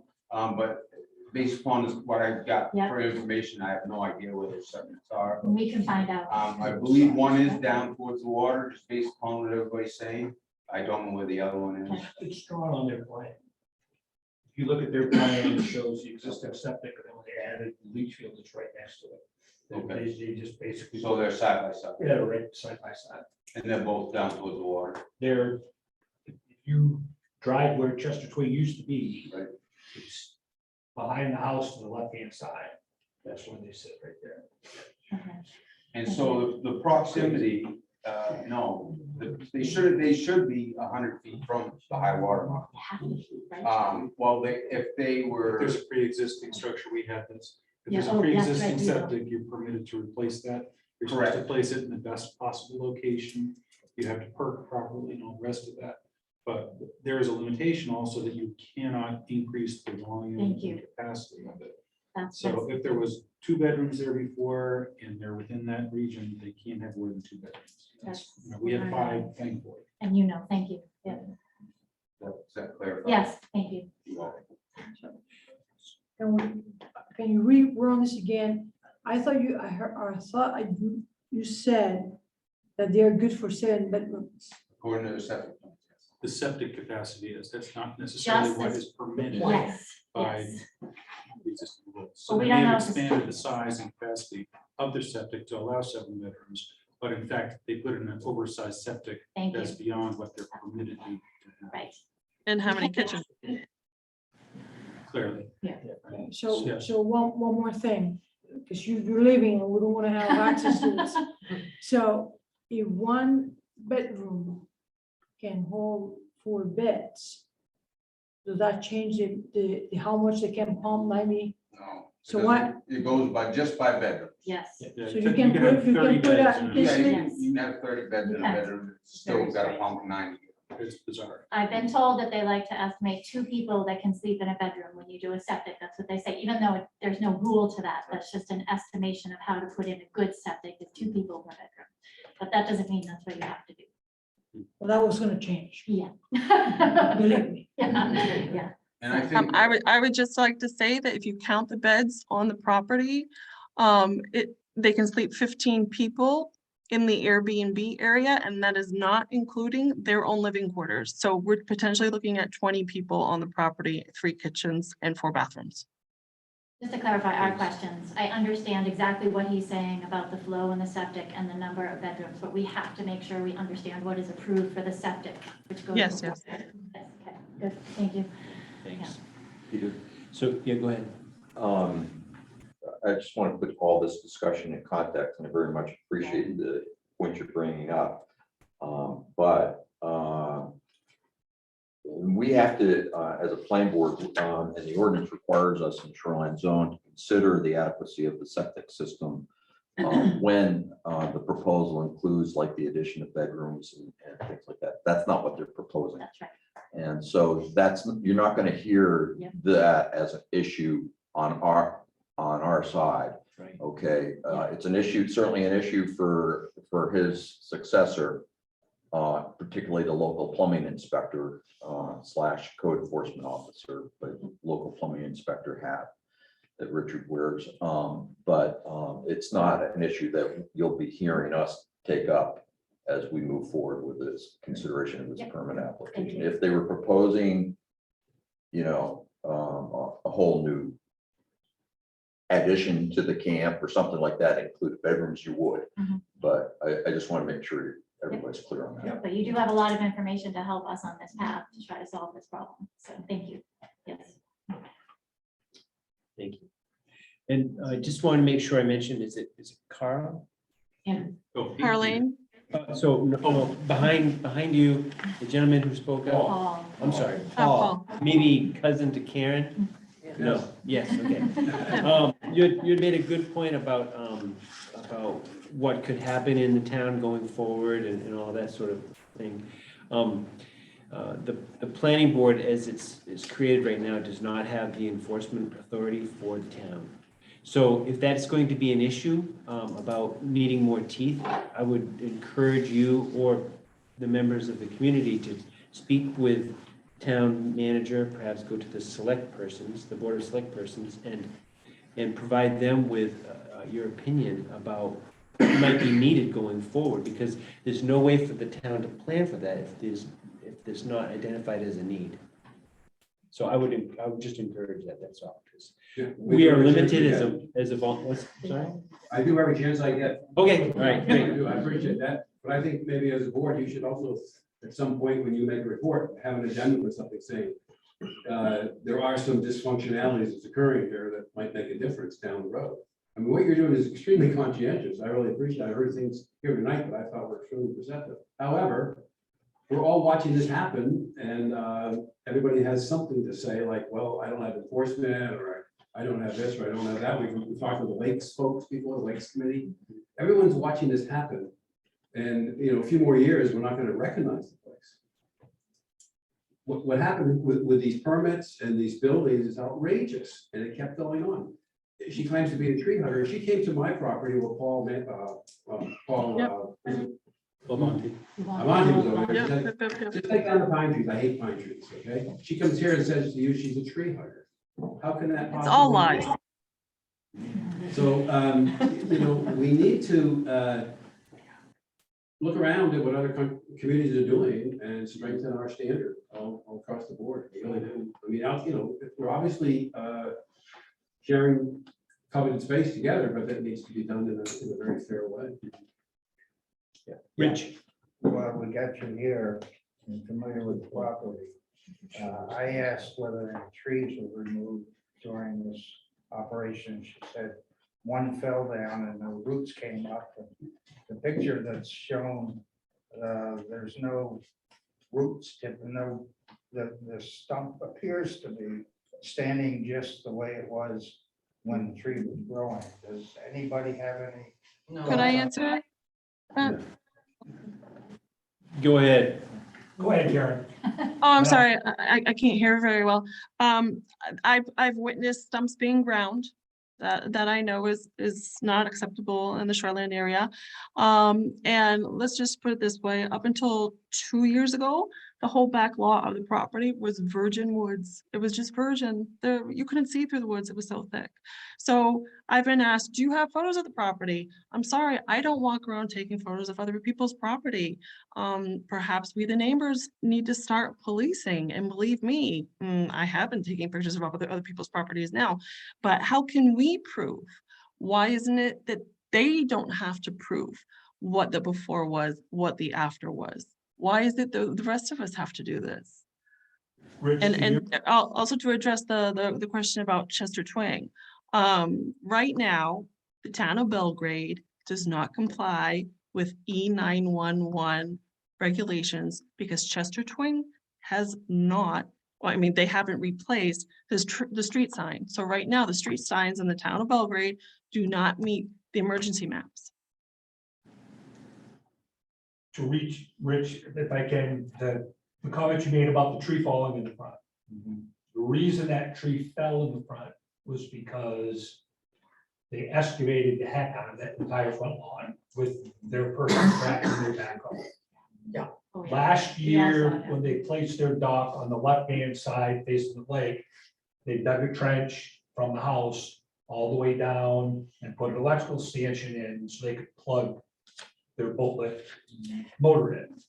This year, they decided to move the location of the dock over to my side, which everybody knows they're hinging on me, and they redug an entire new trench all the way down, all around that tree to put another electrical plug-in stanchion on that side, so they didn't have to run a long extension cord across the front lawn. With all of that excavation, and they moved rocks, they dug up rocks around those trees and pushed those rocks to where they wanted them, left that tree exposed, And basically, we had a little puff of a little storm with a little poof, and the tree blew over. While they had renters up there, because the lady said to me, well, I'm gonna call the property manager. And I said, that's fine. I just want to make sure you're okay. You know, nobody got hurt, it didn't hit nothing.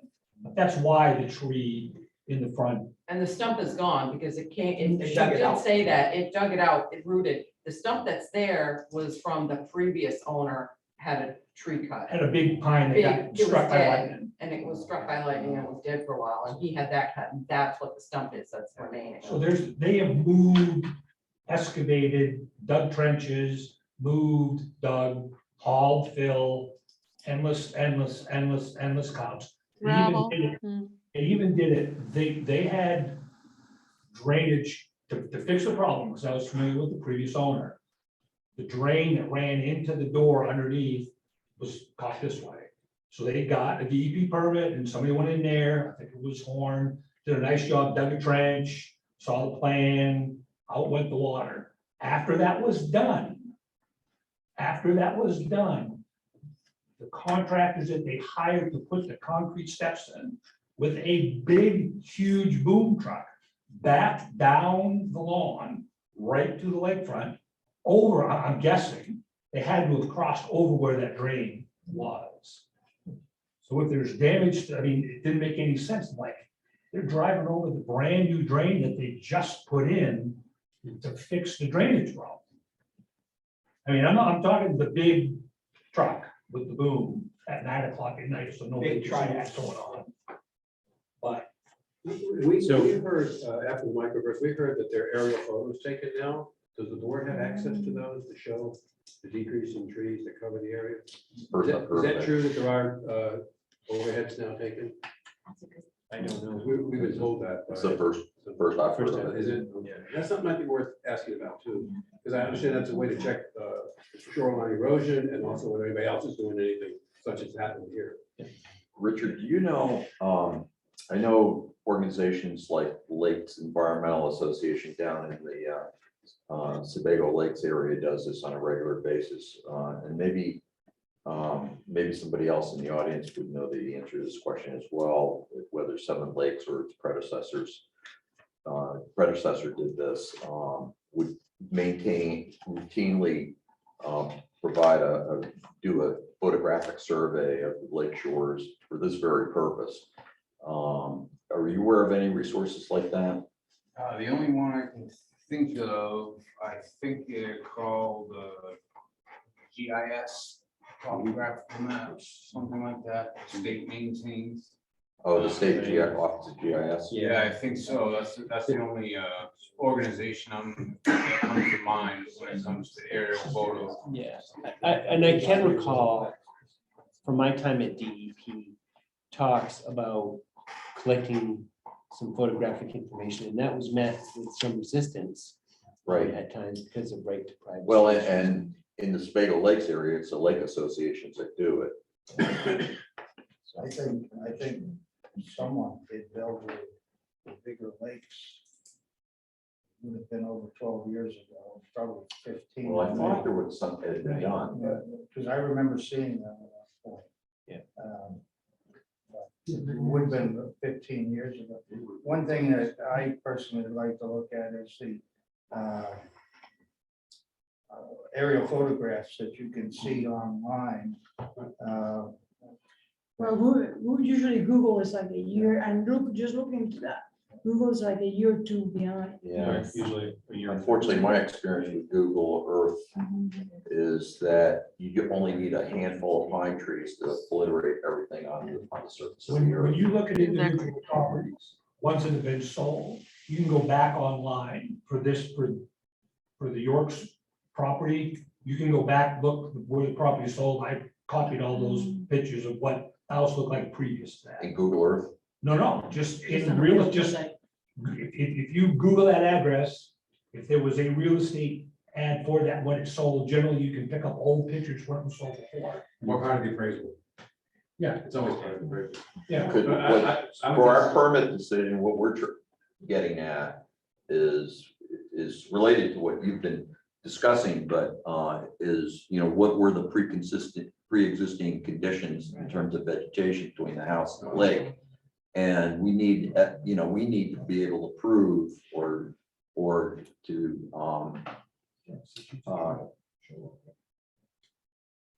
use as part of the public record as documentation that that as was stated here, that was fully wooded versus just a duck layer, which the photographs they've already put into the public record show.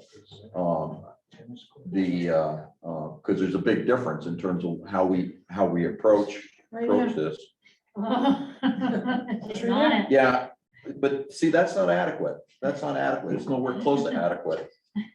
Because like I said, if you've done any work with Google Earth, you know that the canopy of the super canopy is not what's underneath it.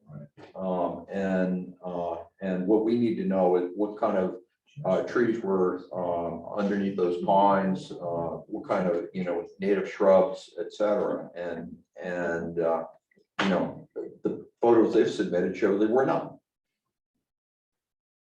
George, I've got one question, kind of going back to the discussion about the total lot, Crystal Lawn's total lot, 1.6 acres, 1.8 acres. If that is now one lot. I was under the impression, I could be wrong, I usually am. If the property is divided by road, private or public, then it has to be looked at as two different lots when it comes to how you figure out what's allowed to be done on one piece and allowed to be done on the other. Is that true or not? The lots on the opposite sides of the public road. Private Right away. road. Yeah, the operative being public road. Okay, so private road doesn't matter. No. Public road is where that comes in. Right away to the public. So that's my. Public right away. I don't, no, there's a difference between, that's a private road. I had just heard something, I wasn't sure how that was. So yes, I do want to make sure we wrap it up because this volunteer board has been at it for 2 hours tonight. And I want to make sure we do get home. I have a life to live. Everybody else does too. But we appreciate what you've been bringing to the table. You had a comment? Yeah, I realized we've got no time left, but I wanted to thank the board for accepting the letter that I sent today. As you can see, it's really kind of an act of desperation. There's a lot of really bad things that we're trying to face. We've worked with Richard as best we could. His time is so limited. And Richard, thank you for communicating with us. Thank you. And I didn't have to notify you folks. No, you didn't. I really felt that because this has been such a calamity since I started, and I spent so much damn time down there, it's just ridiculous. And as you said, I have very little time to take care of an entire community. I really felt it was necessary to include. Yeah, thank you. Appreciate it. just the amount of time and resources it's taken to just keep track of everything that they've been doing nearly on a daily basis. I mean, they have a, heavy equipment running there every day, a backhoe thing that's they privately own. So hey, thank you for letting me submit that, even though it isn't appropriate necessarily for what your committee can actually do. I totally understand that. All you can do is look at the application and decide whether they need what's there. Now, if the applications are fraudulent, which they seem to be misleading, and what some of Ms. York statements tonight seem to be misleading too, that's another part of what Richard had to face too, is kind of see through this and realize that, oh, okay, so there's more going on here than what I'm being presented with. There's some disingenuousness. So thank you for recognizing that and saying, geez, I showed you a photograph of that little camp. Oh, that's a stink pipe on the outside. So clearly there's plumbing in there. It's a tough situation, and I think we're all trying to figure out how do we stop this. When we see things like, what was it, 15 different vehicles were there, plus a camper this summer. So that means at least 15 individuals sleeping inside of that space. That comes to what should we be doing with the VRBO, and isn't that a commercial activity? And maybe it's not. Maybe that's something the planning board really needs to think about, or the select board needs to come up with some guidance on how many people should be permitted to stay in a place that's got a septic of 7 or whatever really should be permitted. But anyway, I think you must recognize that we're in a tough position. The community is trying to pull together. We have a lot of people here tonight, a lot of people online that are trying to keep Golden Pond, Great Pond. And we observe things like harvesting mussels out of the bottom of the lake just because they're in the way. It's just mind-boggling that we've had to observe here. So thank you for the time. Thank you for the commitment that you folks make, volunteer basis. 5 years ago, I had to come in here and face this board. And I tell you, it was daunting. And, George, you were a tough customer. Hold me down, but I really appreciate it. Like there's a real sentiment of trying to do the right thing here. Whether it's commercial development that, the town needs commercial development, it needs money, it needs to grow. And you have to balance that with economic and environmental requirements. So thank you very much for what you guys do. I really appreciate it. Well, especially when our town's economy is based on second home tourism. Sure. Two quick things. So Sarah, go ahead. Yeah, I'm sorry, I know you want to get home and we want to get to our party here too. Right. So, very, very quickly, thank you for bringing this up. I was completely blind. I'm so glad this lady from Spain doing this. Que te vaya bien. Gracias por. Venga, mi niña, gracias. So, just, I'm probably preaching to the choir, but I just want to say this, and I want to give you a metaphor into it. When I was a grad student at Michigan State, I took a diversity class, and it was funny because I grew up in Puerto Rico, and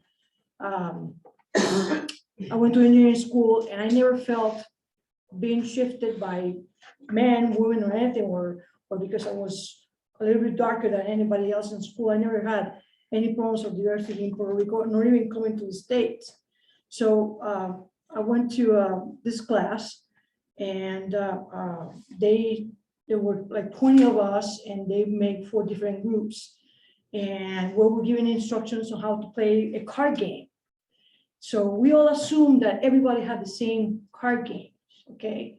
So the 5 that were sitting at each table, they did the game, and then we had to swap, but the same rules stay in the same place.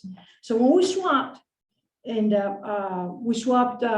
just, not everybody swapped, it was just some of us stay in the same table. So when the new incomers, incoming players came to the table, and we set the clock again, and we start playing, I said, God, you're cheating. No, you're cheating. So it was a total chaos. The moderator running for 3-4 minutes, and we were just about to tear ourselves apart to each other.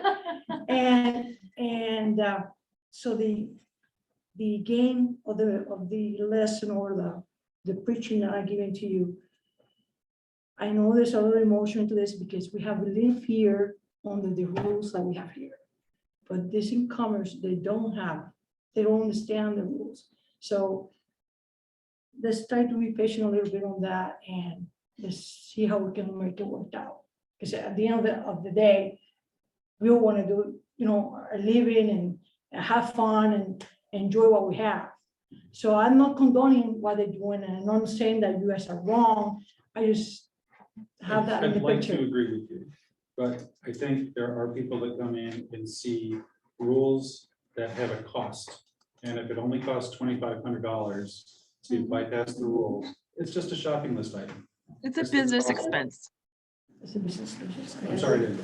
Not a problem. It's just, they just throw that out there. So thank you for coming. Thank you. Thank you, Thanks for having us. Rich. I have one last thing. I don't want people to go away misinformed. I just looked up, it says lots in common ownership located on opposite sides of a public or privately owned road shall be considered each a separate tract or parcel. I knew I wrote, I read my. He's so happy got it right. I was right. You were. Unless it was created by the owner on both sides after 1971, September 22nd, 1971. So that's in our Anyway, ordinance. I know we said no, just Yeah. public. So but it public is- and private, thank you. That's a Thank I you. should have known better. That's a big. Don't cross Rich. Thank you, Rich. Thank Yeah, you. that's very helpful. All right, oh, how are we? Okay? Yeah. Oh, yes. All right, I know a lot of emotions on this, so thank you, everybody, for coming in tonight. I want to thank you too, Carol, for hearing this all out. So you've heard a lot of things on each side of this argument, so thank you. Thanks for your time. If it's okay, I'd like to make sure we have not finished our agenda, so I know we have some other things to do. Yes. We have a CEO update to do, and we also have some minutes possibly to go through. No. So, So on to our CEO update, I think if we've covered the other two things. Well, actually, we have not. Have we voted to table the other? thing? No, we haven't. Okay. We gotta do that. So I'd so entertain a motion to table the other. I'll make a motion to table whatever application it was. That was New York's application, Yes. New York's application. So Yes, it's been the Alana motioned York and application. seconded. Any more discussion after all this? No. Roll call vote to table. Craig? Yes. Yes. Sarah? Yes, Yes. George? Yes. Yeah. Rich? Yes. Me too. 5 in favor, none opposed. That application has been tabled. All right. Next, CEO update.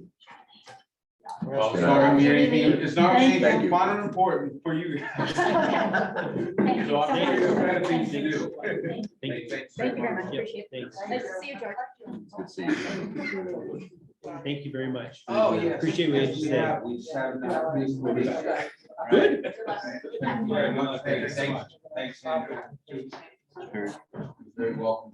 Yep, see you. Thank you. So currently we have, I want to say, 5 applications, shoreline zoning. 2 are incomplete, so we have 3. I have made the agenda for October 6th, so that my incumbent doesn't have to. So that is up and running, and I asked Mary or somebody to send it to you folks, because I haven't done it yet. And once you overwhelmed with too many, and so on the next agenda, the first item would be revisiting the Camp Moden to finalize that. I got the fire chief signature, and one of the conditions will obviously have to be the MDP's contractor name and number, because they don't have one yet. And then there are 2 shoreline applications. I think the Camp Moden will go quick. It was pretty much finalized anyway, so it's findings of facts. Right.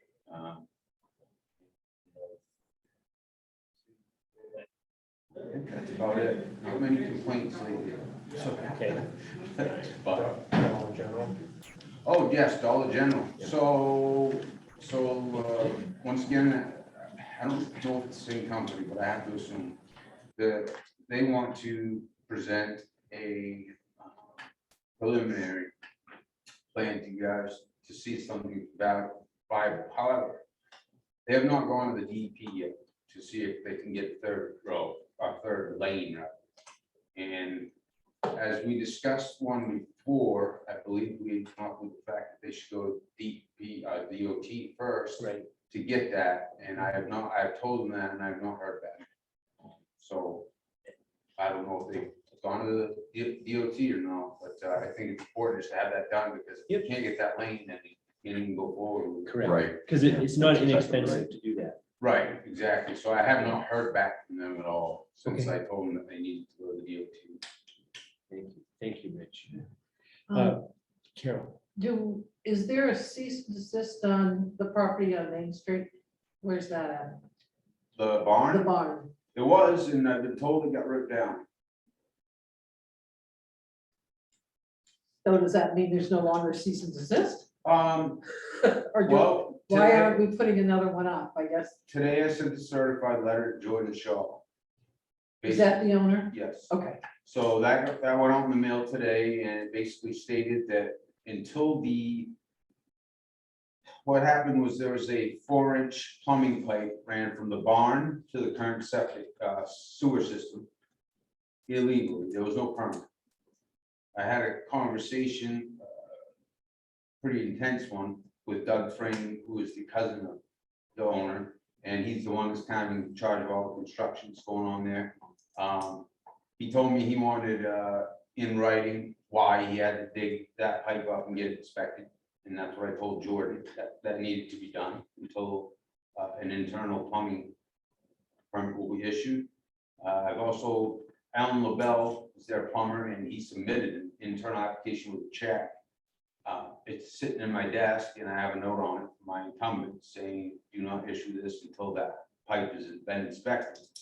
So after the intense conversation with Doug, and he told me that he wanted in writing for his lawyer as to why he needs to do that, he said, and I want it immediately.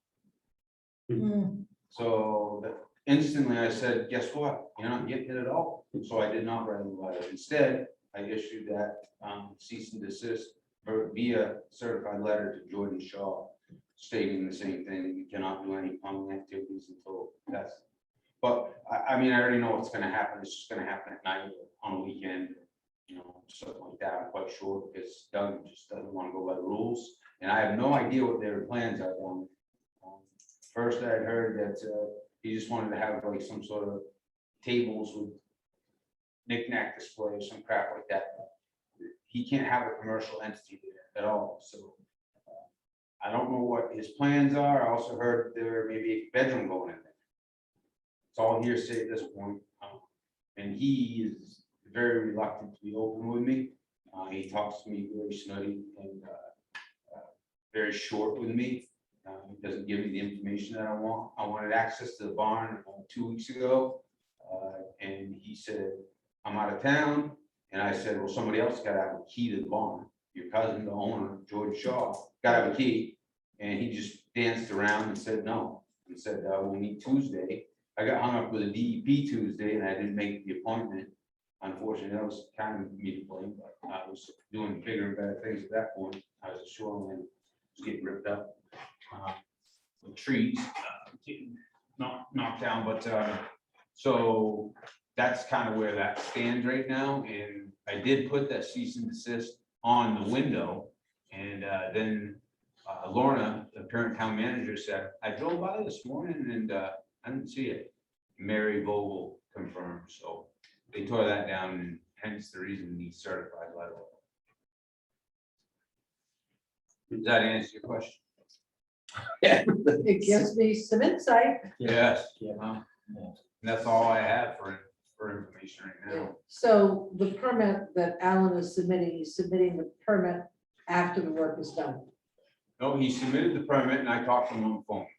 Told him do not do any work until that pipe is dug up, is inspected by licensed plumbing inspector. There can be no work done there, because I do not know if that pipe was done correctly. It was not done correctly. I don't know if it's draining the wrong way. I don't know anything about it, because I never inspected it. So he has been told verbally not to do any work. And then I followed up with the cease and desist, then I followed up with the certified.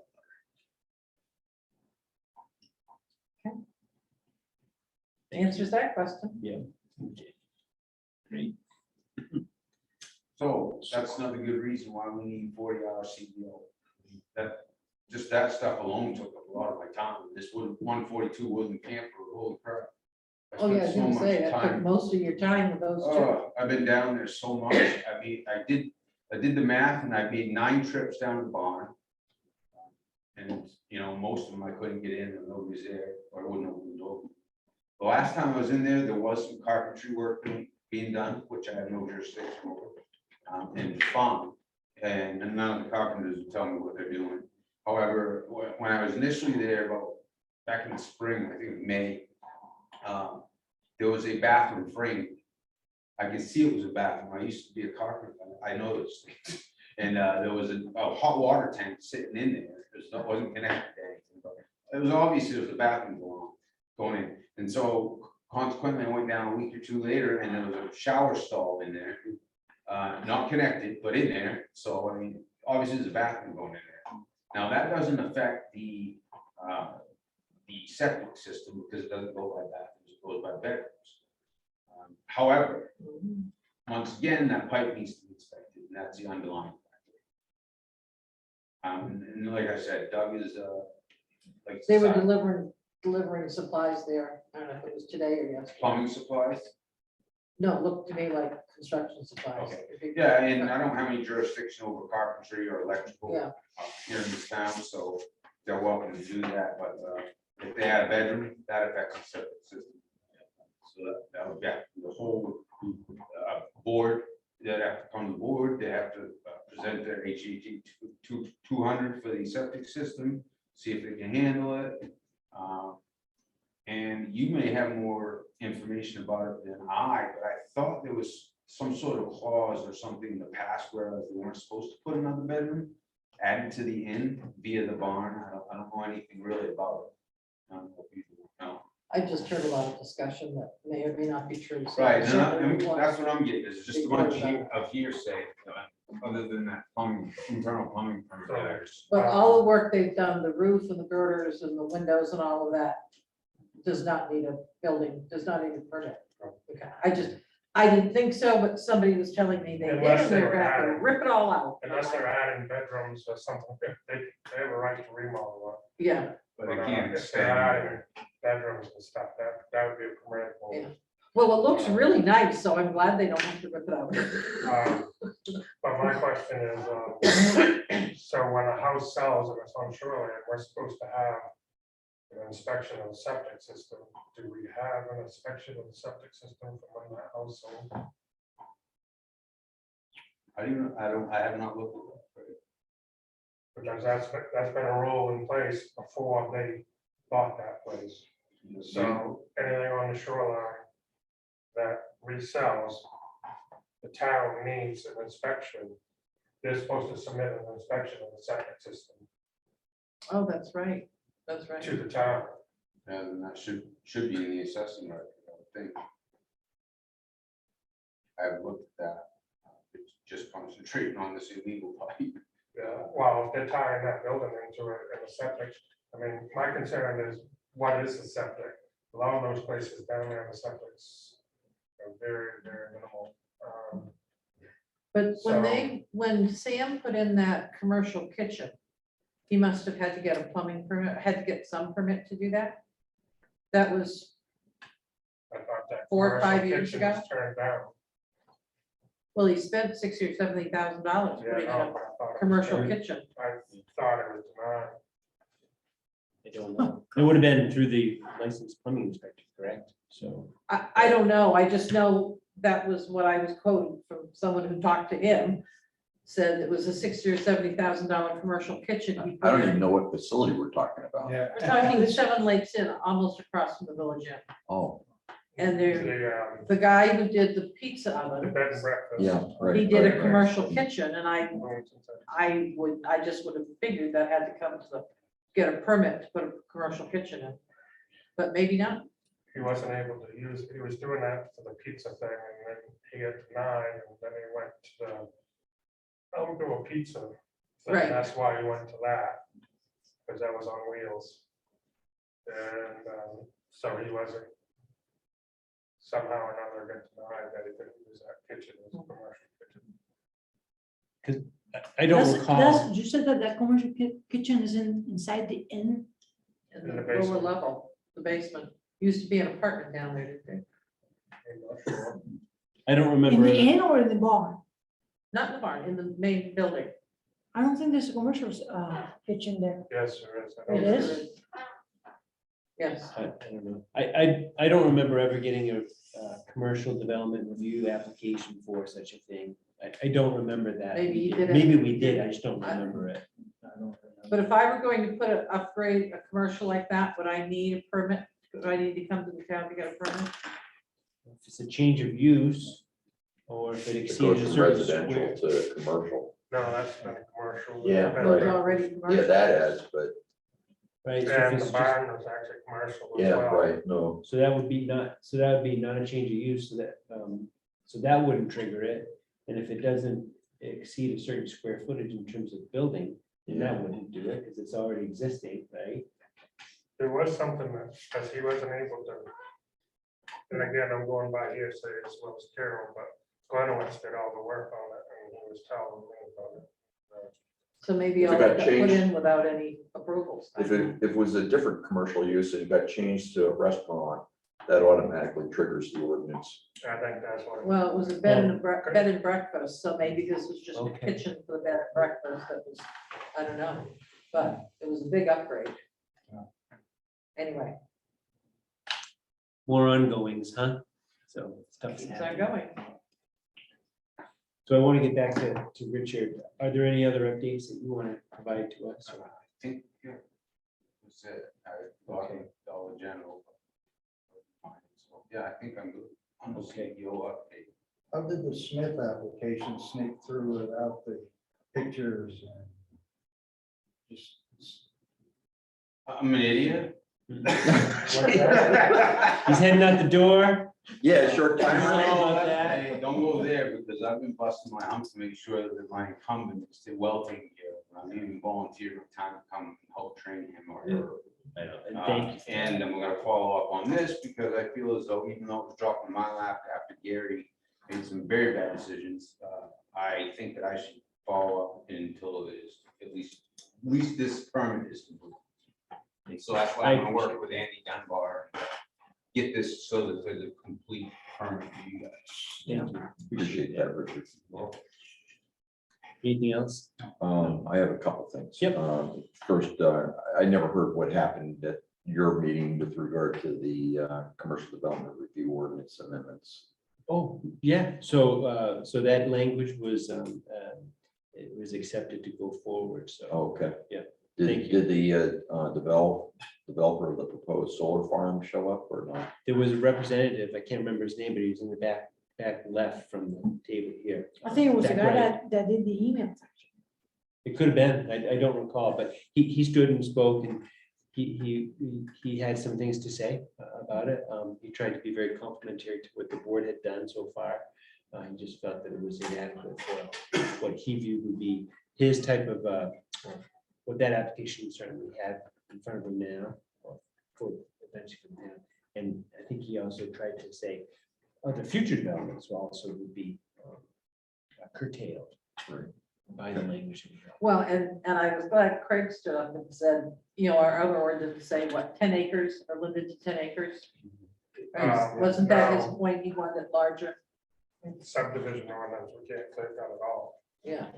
So that it was keeping consistent with our ordinances, and that Yeah. really, I think, made people say, oh, now we don't have to feel guilty about Right. having such a strict ordinance. It So I was- was glad that Craig did that. And throughout, that's behind the negotiations and compromises that we talked about throughout this whole process, because that was one of the things that we talked about, was that consistency, and that was a real important thing for us to wrestle with.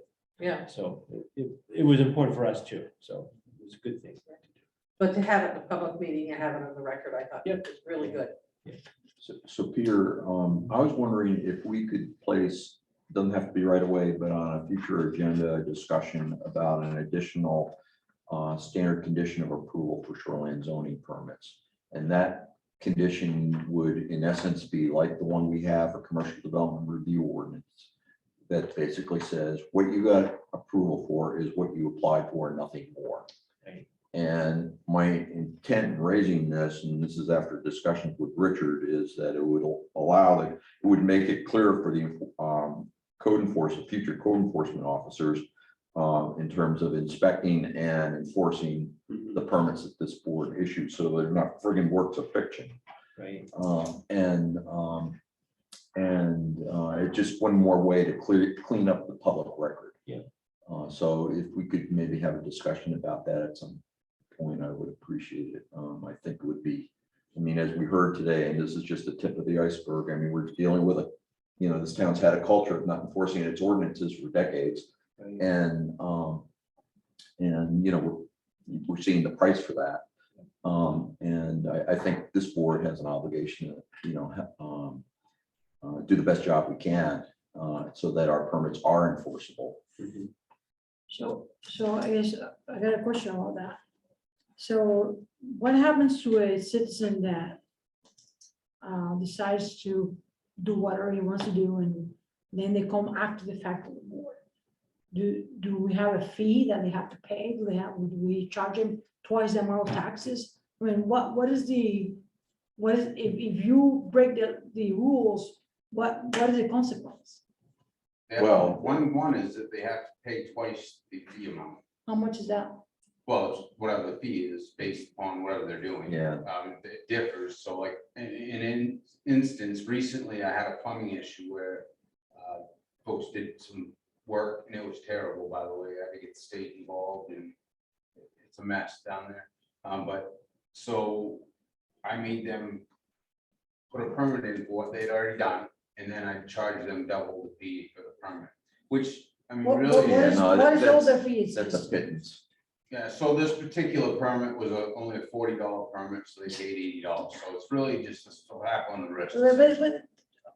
That's nothing. That's it. Yeah, Right. no, if what you're asking is what's needed as a deterrent for people to That's right. violate Big the fee. ordinances of this town on Yeah. a regular basis, Yeah. which people do, Yeah. right? 50% of the time was Gary Fuller's estimate. Yep.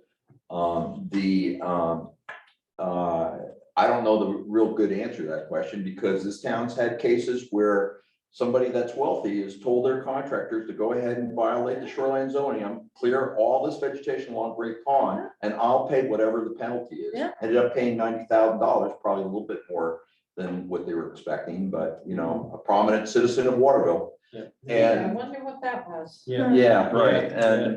and then there have been plenty of other cases where nothing happened, so, you know, that sends the message that, you probably get lucky and you won't have to worry about it. The But- answer is to go through enforcement and not only get a penalty, but make it go back. Of course, Yeah, to restore the fix it. site. Restore it to the way it If was. you, guy puts in a permanent dock or structure down by the water that shouldn't be there, a $500 fine and leaving the structure is not the answer. The No. answer is either No. tear it down or move it back where it's legally able and still pay a penalty, so that not only is he restoring getting rid of the violation, Yeah. he's also paid a You financial know, penalty to make it. So Sarah, this is not an issue just for the town of Belgrade, it's an issue in municipal government in general, it's an issue with DEP. DEP is a paper tiger. I can tell you that from firsthand knowledge, and the penalties that are charged are just totally inadequate to deter those people, and there's enough of them that view the penalty as a cost of doing business. Right, Right. right. And, you know, the thing that irks me the most is the vast majority of landowners, developers, contractors, business people want to do it right and do it right. It's just a small minority that, you know, gets a competitive advantage by violating the law. So would a change in that ordinance start with the planning board, or who would do that? If we wanted to change the penalties, who would then, is it planning board that I would work think on the that? select board has a schedule for what the penalties are. Right, but Yeah. the select board may not know enough to, so that's what I'm saying, is that you guys develop the ordinances and then we approve them and pass them. I would think that the select board would incur the help of our legal team. our lawyers, Yeah, that would in order probably be to the come up best. with some sort of, Yeah, Yeah, because we don't have any expertise to. Yeah, I don't either, I mean, I don't even know what the fees are, so. Some of the penalties are established in law. State law. Yeah, that's true too. Right, I forgot about that. $2,500 per violation, each day of the But that violation. does nothing for a Yeah. person that's can pay the way. I mean, it can add up if you Trees have truly do it offset on a per day fee, don't basis, they? but that's rarely So much done. each tree that you And take it's down very to hard, a certain it's size. hard to get the town, it's hard to get the town to say, to commit to a lawyer fee of $10,000 because somebody cut down 3 trees in shoreline, so. And I can test that if that does happen, if they cut down 2 trees, they need to replace them with 2 trees per tree that they cut down and pay a fine to bring it back to what it was, and I think they should plant 2 trees per tree and a fine. I mean, 99.9% of the cases should be able to be resolved at the code enforcement officer level. You know, that it's just that, you know, extreme, oftentimes intentional violations that cause a lot of environmental harm that really need to go to the next level where, you know, the town needs to file a lawsuit or do a consent decree through the courts. You know, because was intentional or the impact was great. I mean, that case, well, Rich, you knew more about this than I shouldn't be the one talking about it, but, you know, came fairly close to going criminal.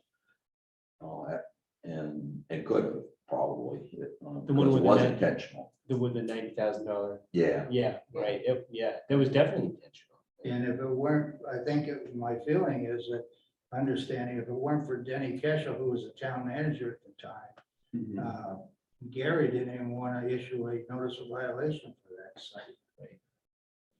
And so I think what this all speaks to really is really a willingness to culturally have the enforcement arm be funded to support the 99.9% of the activities that could be handled at that level. That would really, if that could occur, just imagine how basically, I don't want to say clean, but it could really deter others from even thinking about it, because culturally, it would be part of the existence here. I mean, it's no different than enforcing the speed limit, right? I mean, you talk to any state trooper, any Augusta policeman, they'll tell you that, you know, when people understand that you're gonna enforce the speed limit, you not only get compliance from those people that do it because it's the right thing to do, but they do it because for that other smaller percentage of people that think they might get caught. Right. And it's gonna cost them $300. Right. And then there's always that 1 or 2% that they're gonna do whatever the hell they want, and you gotta go get them. I'd like to see us restructure fees in such a way that it would pay for a full-time code enforcement officer. So for that extra, I mean, it's not only just the extra 2 days, 16 hours, it's also the benefits and the rest of the package. Correct. with it. Correct. But if we could take penalties or our fees for permit fees. You know, do a sliding scale permit if you're gonna build in the shoreline zone, if you're building so many square feet at such and such, so, you know, that you find a way to do it so that it allows us to have a full-time code enforcement officer. At one point, I think it was when I was on the comprehensive plan committee, Gary told us that a lot of the fees haven't been updated for 20 years. I know in Rome, they're sort of thinking that way to try to, is that a way they can start paying for, and they were doing it for more money for water quality by changing their fees, and maybe, you know, if you're gonna build $100,000 house or $1 million house, it's the same fee. So that you do sometime, and if you're doing $1 million house, if you have a $5,000 building fee, that's probably not a deterrent, it's just another cost to the checklist. Yeah. So, and whatever those numbers are, it's something that you look at. So, I don't want, I mean, tonight's not the night for that conversation. Right, but it's good to, you know, food for thought about going forward, because I think you understand some of our sentiments that we've expressed and what people have presented here in public tonight, you know. I mean, Well, I've had a lot of phone calls from people here, and, Yeah. and they're like, well, what's the town doing about it? I'm like, well, town can only do so much about it. Right. So, and that, you know, but the more vocal they are, the more people know that, I mean, right. you know, I think that Gary's 50% is definitely reduced.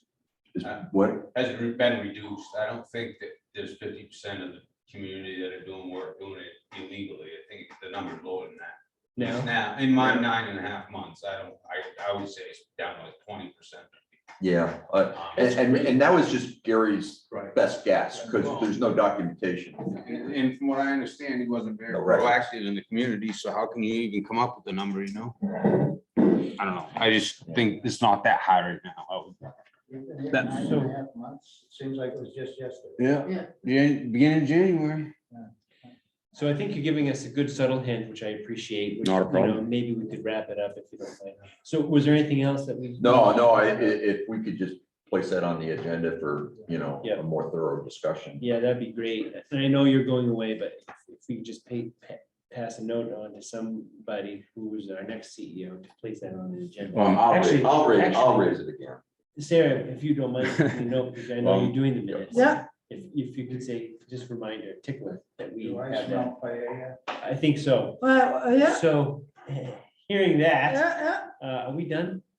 I'm done. So all those, well, I would entertain a motion to, So are we, we don't have, no minutes. no minutes. No, You unfortunately. know, I think you're, oh, let's finish this. Yeah, let's finish this. So So- Sarah needs recognition for volunteering to do our minutes. No, Absolutely, so. I mean- thank you. I cannot panic because I Like thought it was that. not recorded and said, oh my God, I gotta do this. and It's not But recorded. it is. Hopefully that won't be long-term, because you can't operate without a secretary long-term, but Right.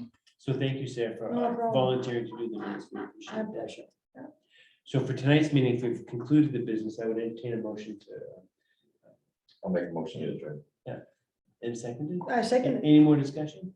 All in favor? Yes. Craig, Sarah, Yes. George, Rich, me, 5 in Yes. favor, I'm not we're sure. done. I'm not sure. Thank you. Thanks, everybody, for attending. And I'm Thanks gonna, for being here, Carol. Stay for the goodies.